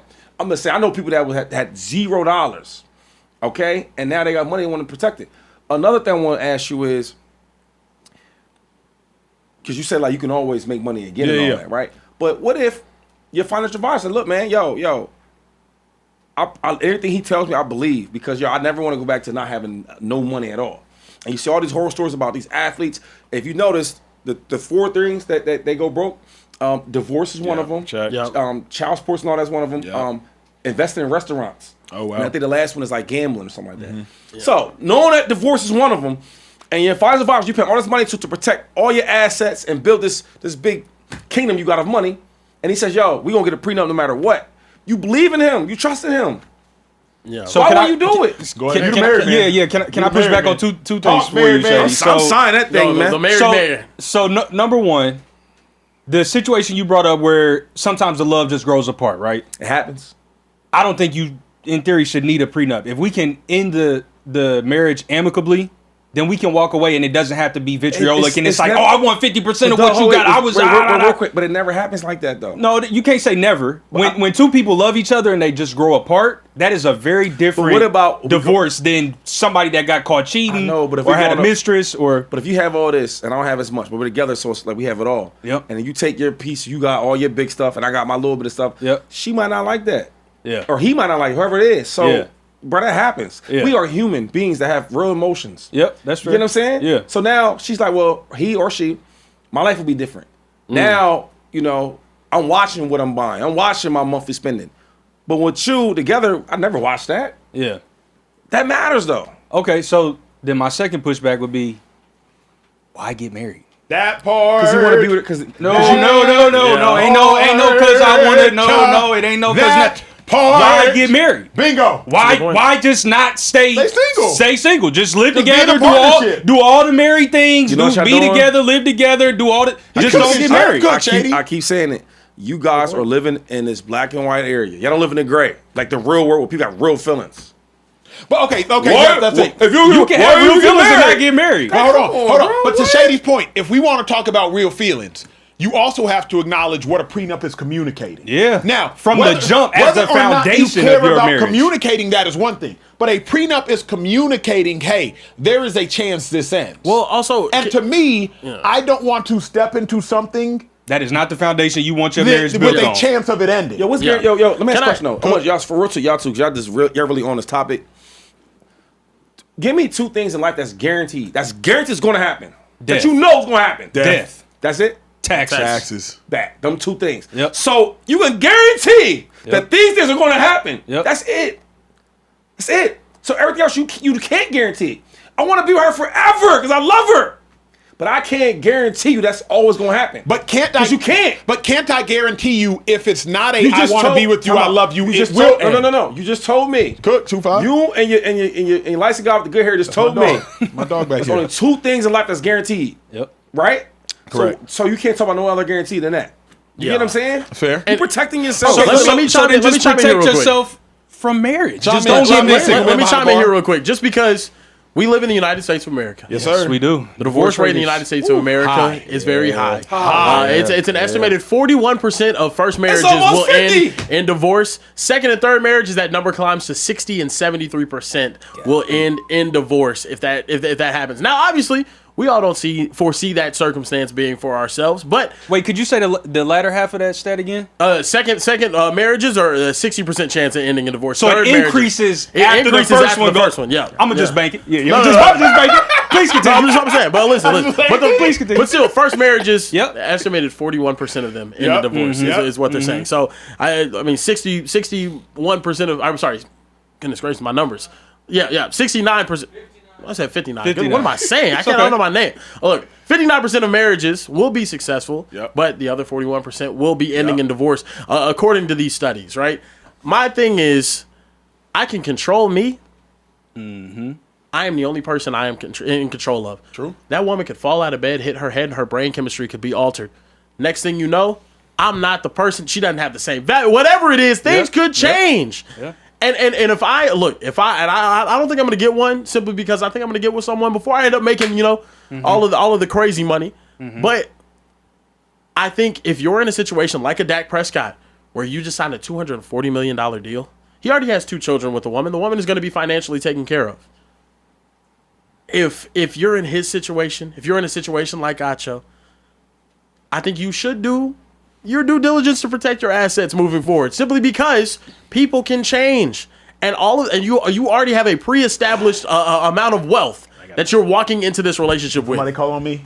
Call on me. Thank you. But what's your biggest asset? Your spouse. Okay. Your biggest asset is your spouse. I hear that. So if you want to talk about protecting your assets, not just protecting them physically, it's also protecting them emotionally and protecting the foundation of that relationship. Okay. So to me, a prenup is not necessarily protecting the emotional aspect of your spouse. Yes, now, if your spouse is chilling, your spouse comes from multi-millions too, and she's like, oh, prenup this, prenup that, bet y'all are on the same page. But to me, you said something fascinating. Trey, I'm going to steal it from you. First marriage ends in divorce 41% of the time. Second marriage ends in divorce 60+% of the time. That is because more than likely you have now already garnered in your mind that divorce is something that is okay. So that thus it increases. Yep. A prenup is also communicating divorce is something that is okay. Yes. So to me, it's just like you are already entering into a situation with an escape route. Can I ask this question? You can ask whatever you want to. Follow your show. If you before you were married and you accumulate all this money and fame and success, and then you meet somebody, you start loving her, and now we get married, do you think that's okay to get a prenup? The stuff that you got even before you even knew the lady? That's where I'm at. Oh shit, hold up. Excuse my language. So you that too? You that matters to you too? Like before I even knew her, and I got all this money and all that. Oh, that's crazy. So What part? That's crazy, bro. I'm good. look, Good luck. And your wedding, your marriage. I'm gonna be there too. I'm gonna be there for you. You and Shady gonna be there? That's crazy though, cause come on, man. look, man. I do. Here's what I think. If you have money and you're on the side of no prenup, you just got to be hella diligent. But the thing is, this that's what marriage should be about anyway. You shouldn't be rushing into a marriage with anyone that you cannot trust with your life. You would not lay down your life for, and that you aren't committed. But the problem is like y'all live in this white and black area. Y'all live in a real where people they love their husband, they love their wives, and they got friends, and something wrong happens in a relationship, and maybe the friends that are influencing them the wrong information. We all have friends where like, damn, they get bad stuff in your ear. Now you start believing the narrative. You start believing that. That happens in real life. Or anything can happen. That's what I'm saying. Anything can happen. Yeah. My problem is, y'all like that can't happen. Y'all act like it can't happen. Like people have real feelings and emotions. And they get mad. And like anything can happen. So I definitely can. I think for you to get a prenup, there's nothing wrong with that. Because look, it protects both of us. I think where Acho's coming from though too is tripping, yo. I do realize that it's a possibility. I'm not blinded to the fact, but if that does become my reality, I'm more so grieving the relationship or the holy vow that I place forward. That's what it is more for than me. I am the assets, the money. That's where I'm at. And I hear that though. I agree with that. If I get married and get divorced, mind you, I don't. My parents been married maybe 44 years. Sisters married, others married, brothers married. And so like I haven't seen divorce. It's not something that I want. Me either. So like if I can I say this real quick? Cut you off? Yes, sir. I know some Hall of Fame players that made a lot of money. They got divorced, and they made some bad decisions financially, right? And then they get divorced. They got no money left. Yeah. Think of how that sounds, though. I'm on the field, broken ribs, broken jaws, all type of stuff, bad back, bad knees, right? Not saying she had no parts of that because she didn't, but she was there with me. And now we have a divorce, and now half my assets is going to half. She was there for the ups and the downs, though. Do you think, though, 2-5, though, because... Hold on, no, 2-5. She was there for the. Do you think it's because of either because my parents are married, but your parents are married, or do you think it's because I just don't think it's hard to make money? I think two things. I think one, you never really had, in my opinion, you never had no real struggle financially or nothing. You know what I'm saying? You know, you went to all boys school that was like paid for, right? Yeah, like that's private school, You know what I'm saying? I went to private school, but it was like recruitment type. You know what I'm saying? You know, and then like, you know, your parents got good money. They got doctors and all that. Education's big. You know, your brother, and your sister, like they got. So you haven't seen that part of like the gray area. where shit is tough, and we watching what we go and get. So then, shouldn't I do my best to make sure I don't see that part? Then, like, if you advising me, you got your psychology degree, shouldn't you be like, hey, keep doing what they was doing, Ach? Yeah, you blind to it though, and you in a different light. Like even your brother, he played ball, but I think y'all kind of different because, you know, you in a space of getting your opinions, and you go at the culture a little bit, right? Your thing is, if it's wrong to me, it's wrong to me. You ain't trying to, which I like. You ain't trying to just fit in. So now it causes chaos. Man, Acho, he this, he that, he ain't with the blacks, or he ain't with, you know what I mean? Because you don't just go with what's cool. You know what I mean? Where your brother, not saying he do, but it's like he's more chill. Yeah. Oh, what's going on? I'm cool over there. You know what I mean? So, but when we talk about this, like certain things having a real opinion, it's like you're not wrong because that's what you've seen. You know what I mean? I see my mom and dad, like they was great. You know, like my mom and dad was perfect. We one of the only families in the hood that had, you know, two parents together. You know what I mean? Even in school, it was like a thing where I had to fight a lot because they thought we was weak because of that. You know what I'm saying? But what I'm telling you is, you only seen one way. Yeah. Like a lot of your friends growing up, like none of them dudes like project or trying to steal your clothes. You get what I'm saying? I think it's so you don't know that part of like, yo, this is all I got. If I had nothing and now I got something, it's like, yo, I gotta protect this because. I hear. You get what I'm saying? They know the difference. I want to point out the irony in that none of the four of us are fully qualified to talk on this. Like I'm married. You somewhat. I'm married. Qualified. I'm married. But I wasn't, and I'm not rich. I wasn't rich before the marriage, so I didn't have to think about a prenup. Y'all are all rich, including you, Carebear. But you're not married.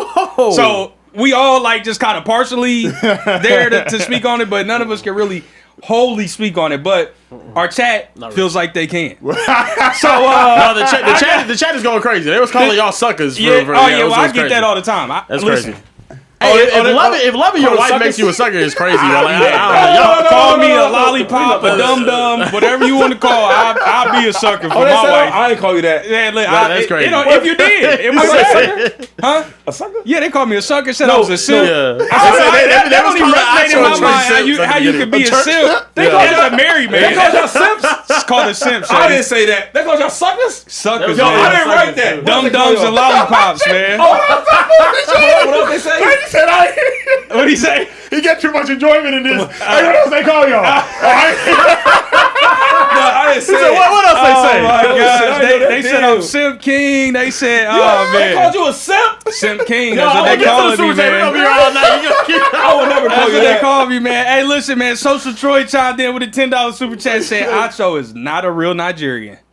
You don't want no prenup, brother? You ain't trying to protect their monetary assets? Crazy. Prenup is more of a Western thing. Yeah. Yeah, Nigerian marriage is like marriage. Yeah, you do that. You will die in this marriage. I tell you. You do it once and that's it. I was on my plane the other day. Terrifying. Imagine my husband screaming at his wife, you want to die in this marriage. It was this big Nigerian dude. Crazy. He like stopped. Hey, can I talk to you? I'm like, man. I'm like, what you want? Cause you kind of big. You approaching me. He said, no. I love the show. I said, oh, okay. He said, but Acho, I'm Nigerian. He's not from Nigerian. He started going. I'm like, look, man, that's Nigerian beef. That's something between y'all too. Yeah. I don't know the Nigerian rules. Listen, Afro Thunder sent a $20 super chat and said, if you helped me build it and you was with me shooting in the gym, no prenup. Yeah. If I was a made man before you met me, absolutely a prenup. That's fair. I'm on that. I'm not gonna lie. How are you on this topic though? Afro Thunder, the whole deck thing. Afro Thunder sent another $20 super chat saying, so Acho, you get married, your wife cheats, and wants a divorce. You think she should get half of the speakeasy? I don't lie. That's what I'm saying. If she the one breaking a holy vow, that can happen. I've already spoken for her, so she can't get this half. She might get y'all two over there. You and one of the. That's what you tough. think? I mean, here what I'm saying is I'm more focused on the cheating than I am the money. Like people would always be like, "Hey man, I seen these other people repeating uncomfortable conversations." I said, "You gotta understand. If I can do it once, I can do it again. I can build Speakeasy again. You feel me? So I just don't care about the money. Yeah. I did uncomfortable conversation with a black man. Great. Then I can conversation with somebody else. Bestseller. I can do it again. Yeah. The wife, I don't know if I can get again. I can make money. But to Shady's points, while I listen to my dog, I have a unique experience. Yeah, you could definitely find another woman to cheat on you, though. There's a lot out there. There's a lot of those out there, yeah. True. I'm just saying, hey, you can definitely Have you do ever that. cheated on before? Of course. What? Knowingly. I mean, I know. I'm saying there's no, like, she cheated on you. What's unknowingly?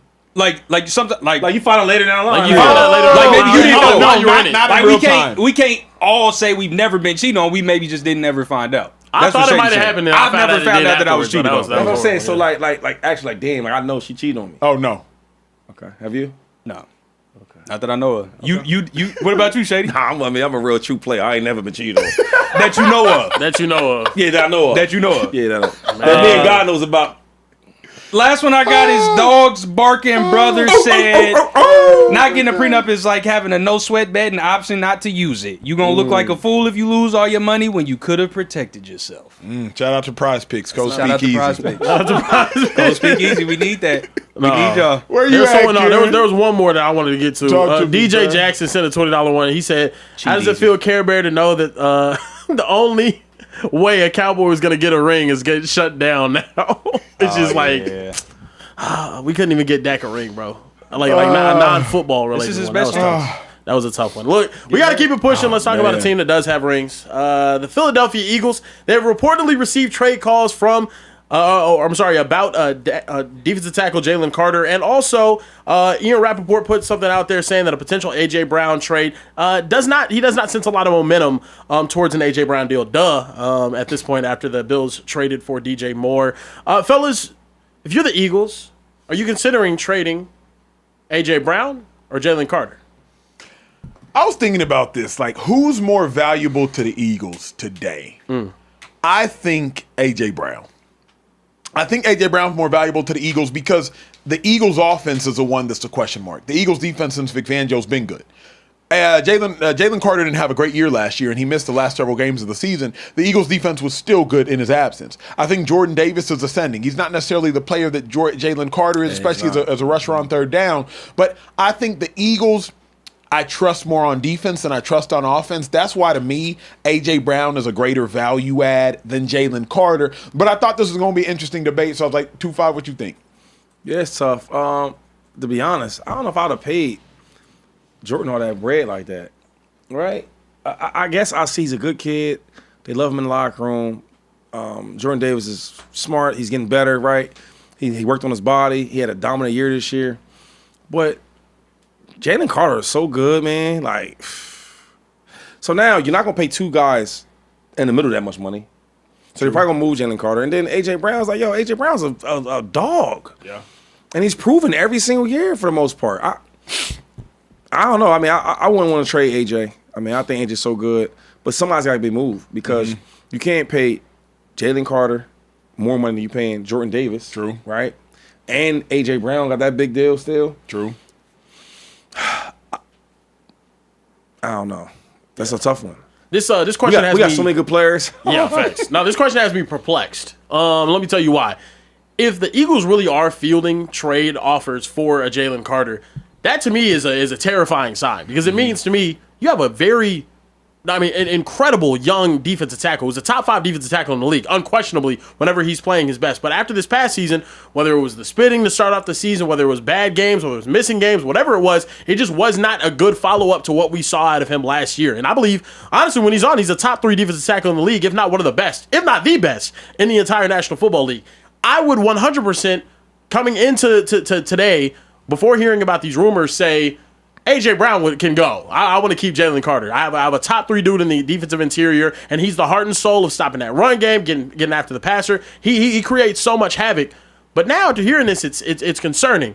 It shouldn't be a conversation, though. A.J. Brown's 29 years old. He's on the latter half of his career. We don't know if the issues offensively, even though we do kind of know, we don't know if the issues offensively are just him or it's Jalen Hurts, whatever people want to say about that situation. Jalen Carter, though, however, is a 25-year-old? 25-year-old on his rookie contract, and he's one of the best defensive tackles in the league? This tells us something, though. The fact that we're hearing this is, and Howie's a crazy person, and I say that respectfully, Howie probably is like, there's a world where I could part ways with Jalen Carter. I think that's why we're hearing this. I think Howie realizes Jalen's talent, but there's so much to the Jalen Carter story that we don't necessarily know about. Got a lot going on off the field. But most D tackles do. They do. But this is why I think we're hearing about this. Go back to Jalen Carter, George. I don't need to say anything that I don't need to say, but public information, right? Like, he's had issues there. There's a spitting incident. There was the incidents where he allegedly was out of shape throughout the course of this season. Then he had, I think, the PRP shots in both of his shoulders during the season. Not to mention, Howie knows I got to pay Cooper DeJean, and I'm going to probably have to make him the top-paid cornerback in football. Going to have to pay Quinyon Mitchell.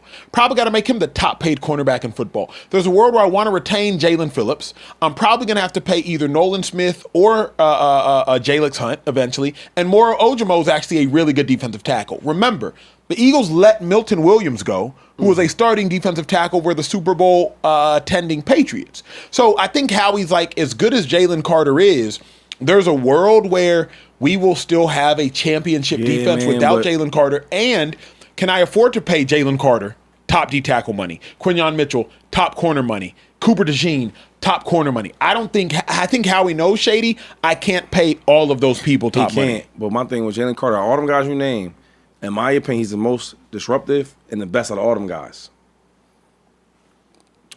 I like that take, but I would say this. I would rather DeJean or Quinyon over Jalen because... You shouldn't have to even do that. You don't think? Like, Jordan Davis, basically you saying we're going to keep him over Jalen Carter. Yeah.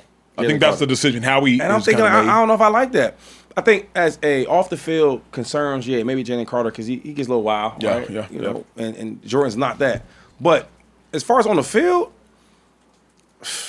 I mean, this year he was banged up a little bit, and I think he was out of shape for the most part. But he's a hell of a player. Like, can you find another Jalen Carter out there? No. But I think Jordan Davis, like you can find something similar to that. But do you like a big guy that? And for real, this is his best year he played. Yeah, it is by far. All right. By far, So my close. thing is, every year Jalen Carter's been around, he's been good. I'll give you an example. When I remember I went to the first Kelce's last year, I think. And I'm talking to him and Lane. We just, joking around and all that at camp. And I said, yo, who the best player on defense? Because they got a lot of guys. I just want to know who it is. He said, bro, they both, Kelce and Lane looked at each other and said, the rookie we got, Jalen Carter. I'm like, the rookie? Better than everybody. And then you watching play, he's most dominant. When he plays in the game, you see the difference when he's not playing the game. All I'm saying is, if you're going to pay somebody, pay the dude. Yeah, he might have a little attitude, right? Because that's what D tackles have. He might be a little wild. Yeah. Most D tackles and guys are like that. But he's a great player. And I'm thinking to choose to pay Jordan Davis over him, I don't know if I really agree with that. But don't you think he might But I be trust Howie, though, so I mean... He's the most talented, but at least from what we know on the outside and to some degree the inside, he's the least reliable. Yeah. Quinyon, reliable as hell. Cooper, reliable as hell. Jordan has gotten better. Yeah. Jalen's only played 2 seasons, so it's hard for me to say he's gotten worse, but if I'm being... literally, he's gotten worse, but he's only played 2 seasons. But like... Of the most reliable ones, dominant though, bro. But Cooper and Quinyon, I gotta pay them. Yeah, bro, I have to. You keep lead them out the way for a second, Okay. because you can pay Jalen and pay them dudes. The problem is you paying Jordan Davis. Yeah. You know what I'm saying? I don't agree with that call. Yeah. I mean, I think they really do like Moro Ojomo as well, though. He's younger. And also, he's seeming to get better year after year. Now, obviously, he's not Jalen Carter. No. And But to nobody me, is. But that's why this is so crazy, though. That's a huge red flag to have trade rumors about you before your 25th birthday, going into your 4th season. Well, he's unquestionably Has top Jalen 5 in the played 4? position. Or just, I thought... This was his 3rd season. Oh, he's played 3? Yeah. He played 3. Oh. But didn't they come together, him and oh boy? No, Nah, Jordan Davis came in the year before. Uh-huh. Jordan came in at 22. Then, You know what's... But here's the problem. If this is going into 4, you got to pick up Jalen Carter's 5th-year option. But that's by the end of the what season. the And rumors, so I think Howie's like... the rumors are coming in because you paid Jordan Davis. Yep. So it's like, now, well, you're not going to pay 2 guys inside like that. Yeah. And then you talk about Phillips, they might pay him. I don't know, dog. That dude, man. He's nice. I'd much rather keep him than AJ. It's kind of my thing. AJ's awesome. AJ's great. That offense, with that offensive line, with that running back, they're going to be able to make stuff work. I mean, they're out there winning games. They didn't do it this year. They did, though. Even with a bad play caller, if that's what you want to call it, they were able to go out there and win games where he got 1 target. So what about like consistently? Okay, but even the year when the Super Bowl, though, there was games where you needed AJ. I just don't. I'm not in the business of getting rid of Great players. elite great players. I'm not in the business. But of Jalen, I think Jalen's a younger elite great player. But here's the thing. Clearly, we're hearing this because of Howie. Howie knows what's going on inside the mall. Yeah. Like, and I think there's a lot more to Jalen Carter than the world knows about both college and professional. Yeah. So I don't think like if Jalen Carter had no off the field nothing, we wouldn't be hearing none of this. G. We wouldn't be hearing none of this. Do you think he does get traded this offseason? If you had to put your PrizePicks money on it. No. But if I could move Jalen Carter like the Raiders move Maxx Crosby, I'm moving the hell out of him. If I can move If you Jalen can Carter get- for if two you can get some firsts, pieces for him? which you might be able to do, if I can move Jalen Carter for 2 firsts, because Howie knows more about Jalen Carter than anybody else, what? I'm getting 2 firsts for Jalen Carter. Yeah. I'm moving with Moro Ojamo, Jordan Davis, Jalen Hunt. Let me get Jalen Phillips. It's not gonna be as good though. I'm telling you that now. Yeah, that's fair. Look, That's fair. moving forward, last topic of the day here, we have to talk about some rather interesting news involving interesting. former Michigan coach Sherrone Moore. It was revealed today that he was his felony charges were dropped after a judge ruled his mistress not a victim of stalking. Evidence presented in court showed that he was set up by the cops, and the cops withheld evidence. Also, there's a tweet from Dove Kleiman saying that he's officially reached a plea deal after being arrested for allegedly breaking into his mistress's apartment and stalking her. Almost all the charges against Sherrone Moore were dismissed. A felony home invasion and other charges were dropped and pleaded no contest to 2 misdemeanors. Is Sherrone Moore owed an apology at this point? I'm happy for him, man. I was supporting him the whole way. What Wait. part of him were you supporting? Like the cheating part or just the... I live in a gray area, bro. Things happen. Acho. Nobody lives in this perfect world.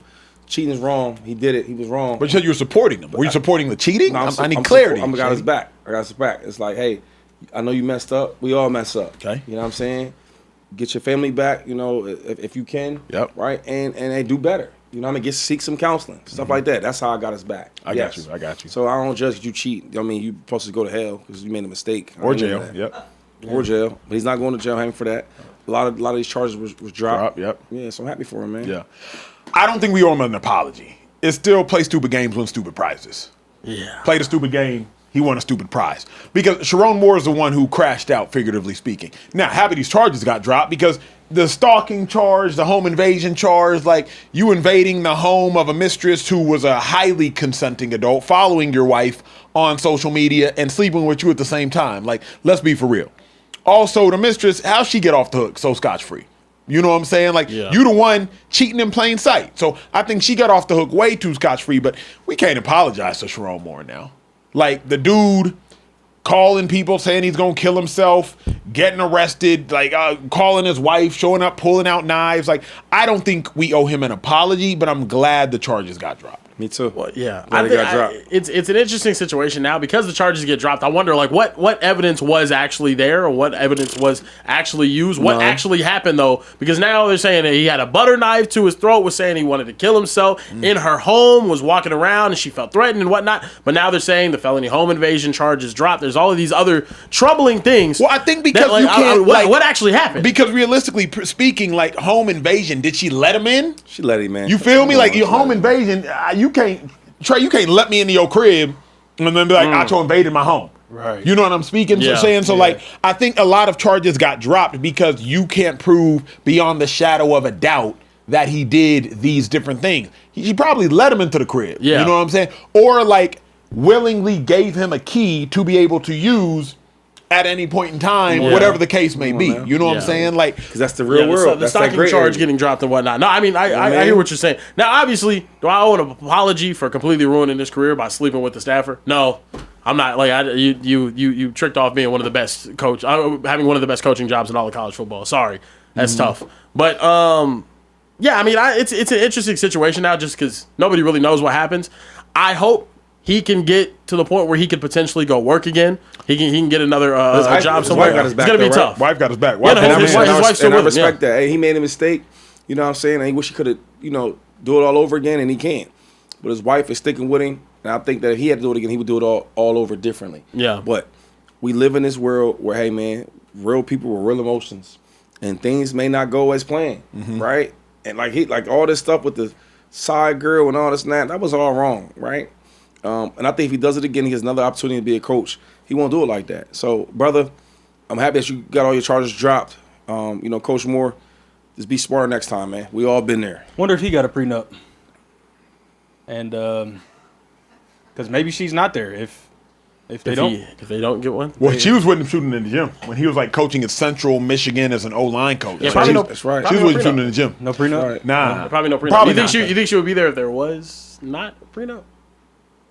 This protects your man. I mean, but my thing is, even if he's not guilty in the court of law, the bigger thing is he's already guilty in the court of public opinion. Yes, and that is way more significant, if we're being honest. Well, for him than the court of law. I mean, I guess for him. Because not to me, he's getting locked up on 2 felony charges. He's still getting booked? No. I'm saying if he had been convicted, the court of law. But I'm saying, like, realistically speaking, court of public opinion and be free. I don't think he's ever going to get he's going to be in jail on the street.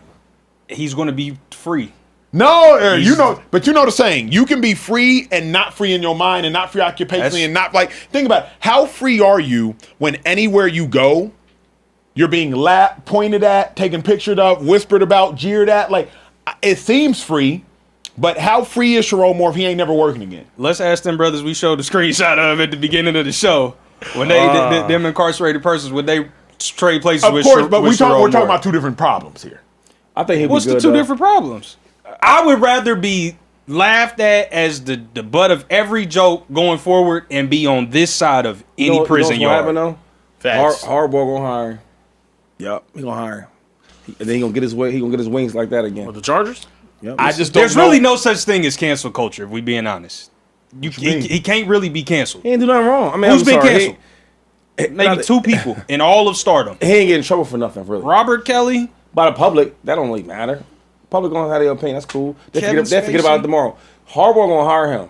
Maybe not this year, but maybe next year. Hire him. He gonna get his wings back.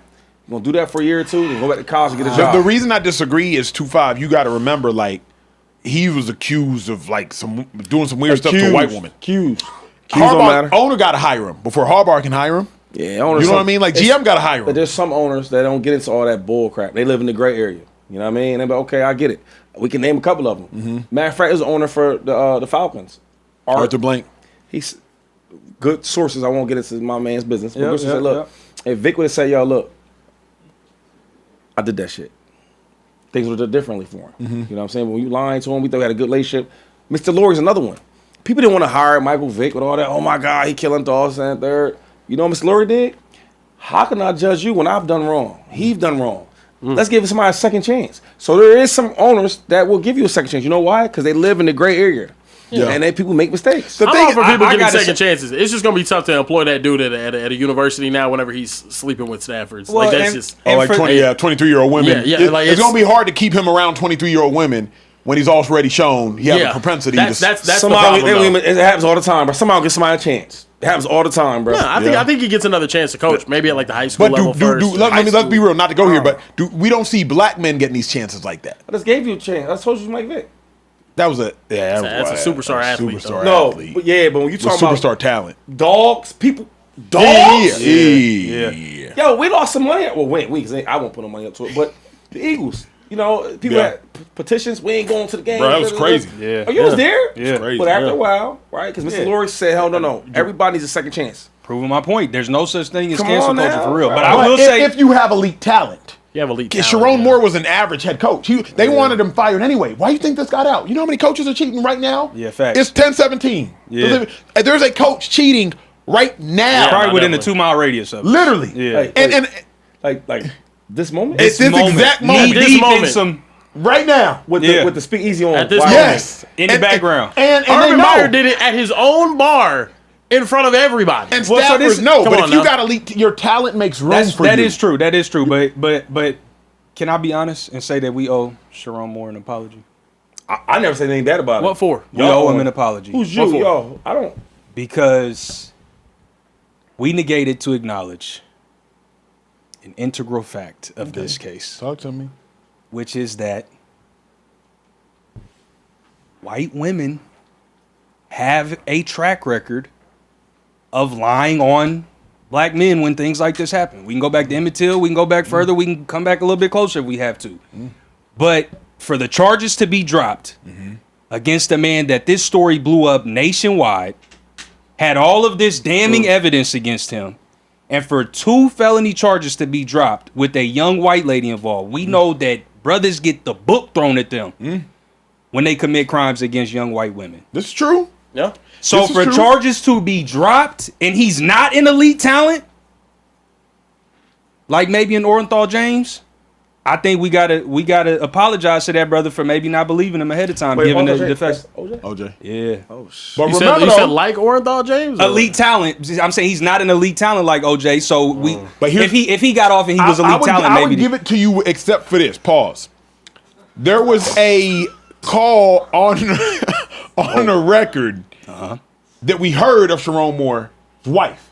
This is his wife, also a white woman, came to his defense, standing by his side. Yep. Hey, my husband's crashing out. Here's his location. He's saying he's going to kill himself. This was his wife who went on record saying all of the things. That's true. That's where I'm like, I got to disagree with you, Social true. Trey, because Yeah. his wife, also a white woman, was like, hey, go protect my husband, please. And she's standing right there behind him, clutching his hand, you know. And you know what you're taught in court is like, hey, you want to prove a solid family, so go support him to help him get off the case. Yeah. So that's the only thing I'm like, hey. Yeah, that's a good point. That's a good point. I think I don't know. It just I've just seen it too many times where people get the book thrown at them. So for him to basically get off with like a slap in the wrist and just being laughed at as the butt of jokes in the public eye makes me feel like she was more at fault than he was. Well, I mean, I think that the underlying rumor from the very beginning was that like this was a known about affair. Yes. That had been kind of allegedly. I'll throw allegedly out. This was a known about affair that got thrown out there to get him out of that position because they did not want him to be in that position. That happens. Correct. I literally that had been the underlying alleged story that had been coming from the situation. So like to say that this is surprising is like not true, but also you put yourself in that position, so I'm not gonna apologize. Oh yeah, no, that's true. Yeah. You put yourself in play that stupid position. games, win stupid Stupid prizes. prizes. I didn't, I was behind 100% since day one. 100%. Yeah, so I don't have nothing to apologize for. 100% you were behind her. Yeah. Okay. We all Like make even mistakes. I'm happy. We might have to he's run the good. tape back on that. Okay, I mean yeah. Oh yeah, you. Nah, he was. He was 100% behind him. I support my black man. I don't know why. Remember, he wasn't here that day. I love that. That It was TJ. TJ. No, That was when he TJ. came in the next one when we talked about it, and he was very much That's fair. defending. Okay. What up with the super chats before we get out of here? Listen, we did get a couple super chats. They Kobe the GOAT E7B says Shady. Any running backs out of love that you can think be good? Listen, I told y'all about the. Come on, Acho, you owe apology to Tatum. Wait, hold Stop on, hating because he's Ravens. talking about Jeremiah Love. Any running backs? out of love that you think can be good, other than love is what he meant. Yeah. Get Any your running damn backs? super chest right. Any running backs? Any running backs other than Jeremiah Jeremiah Love that you think can be good? He's asking Shady. I mean, a lot of guys could be good. Elite? No. I think he's the only elite one I've seen. Like, oh shit, like whoa.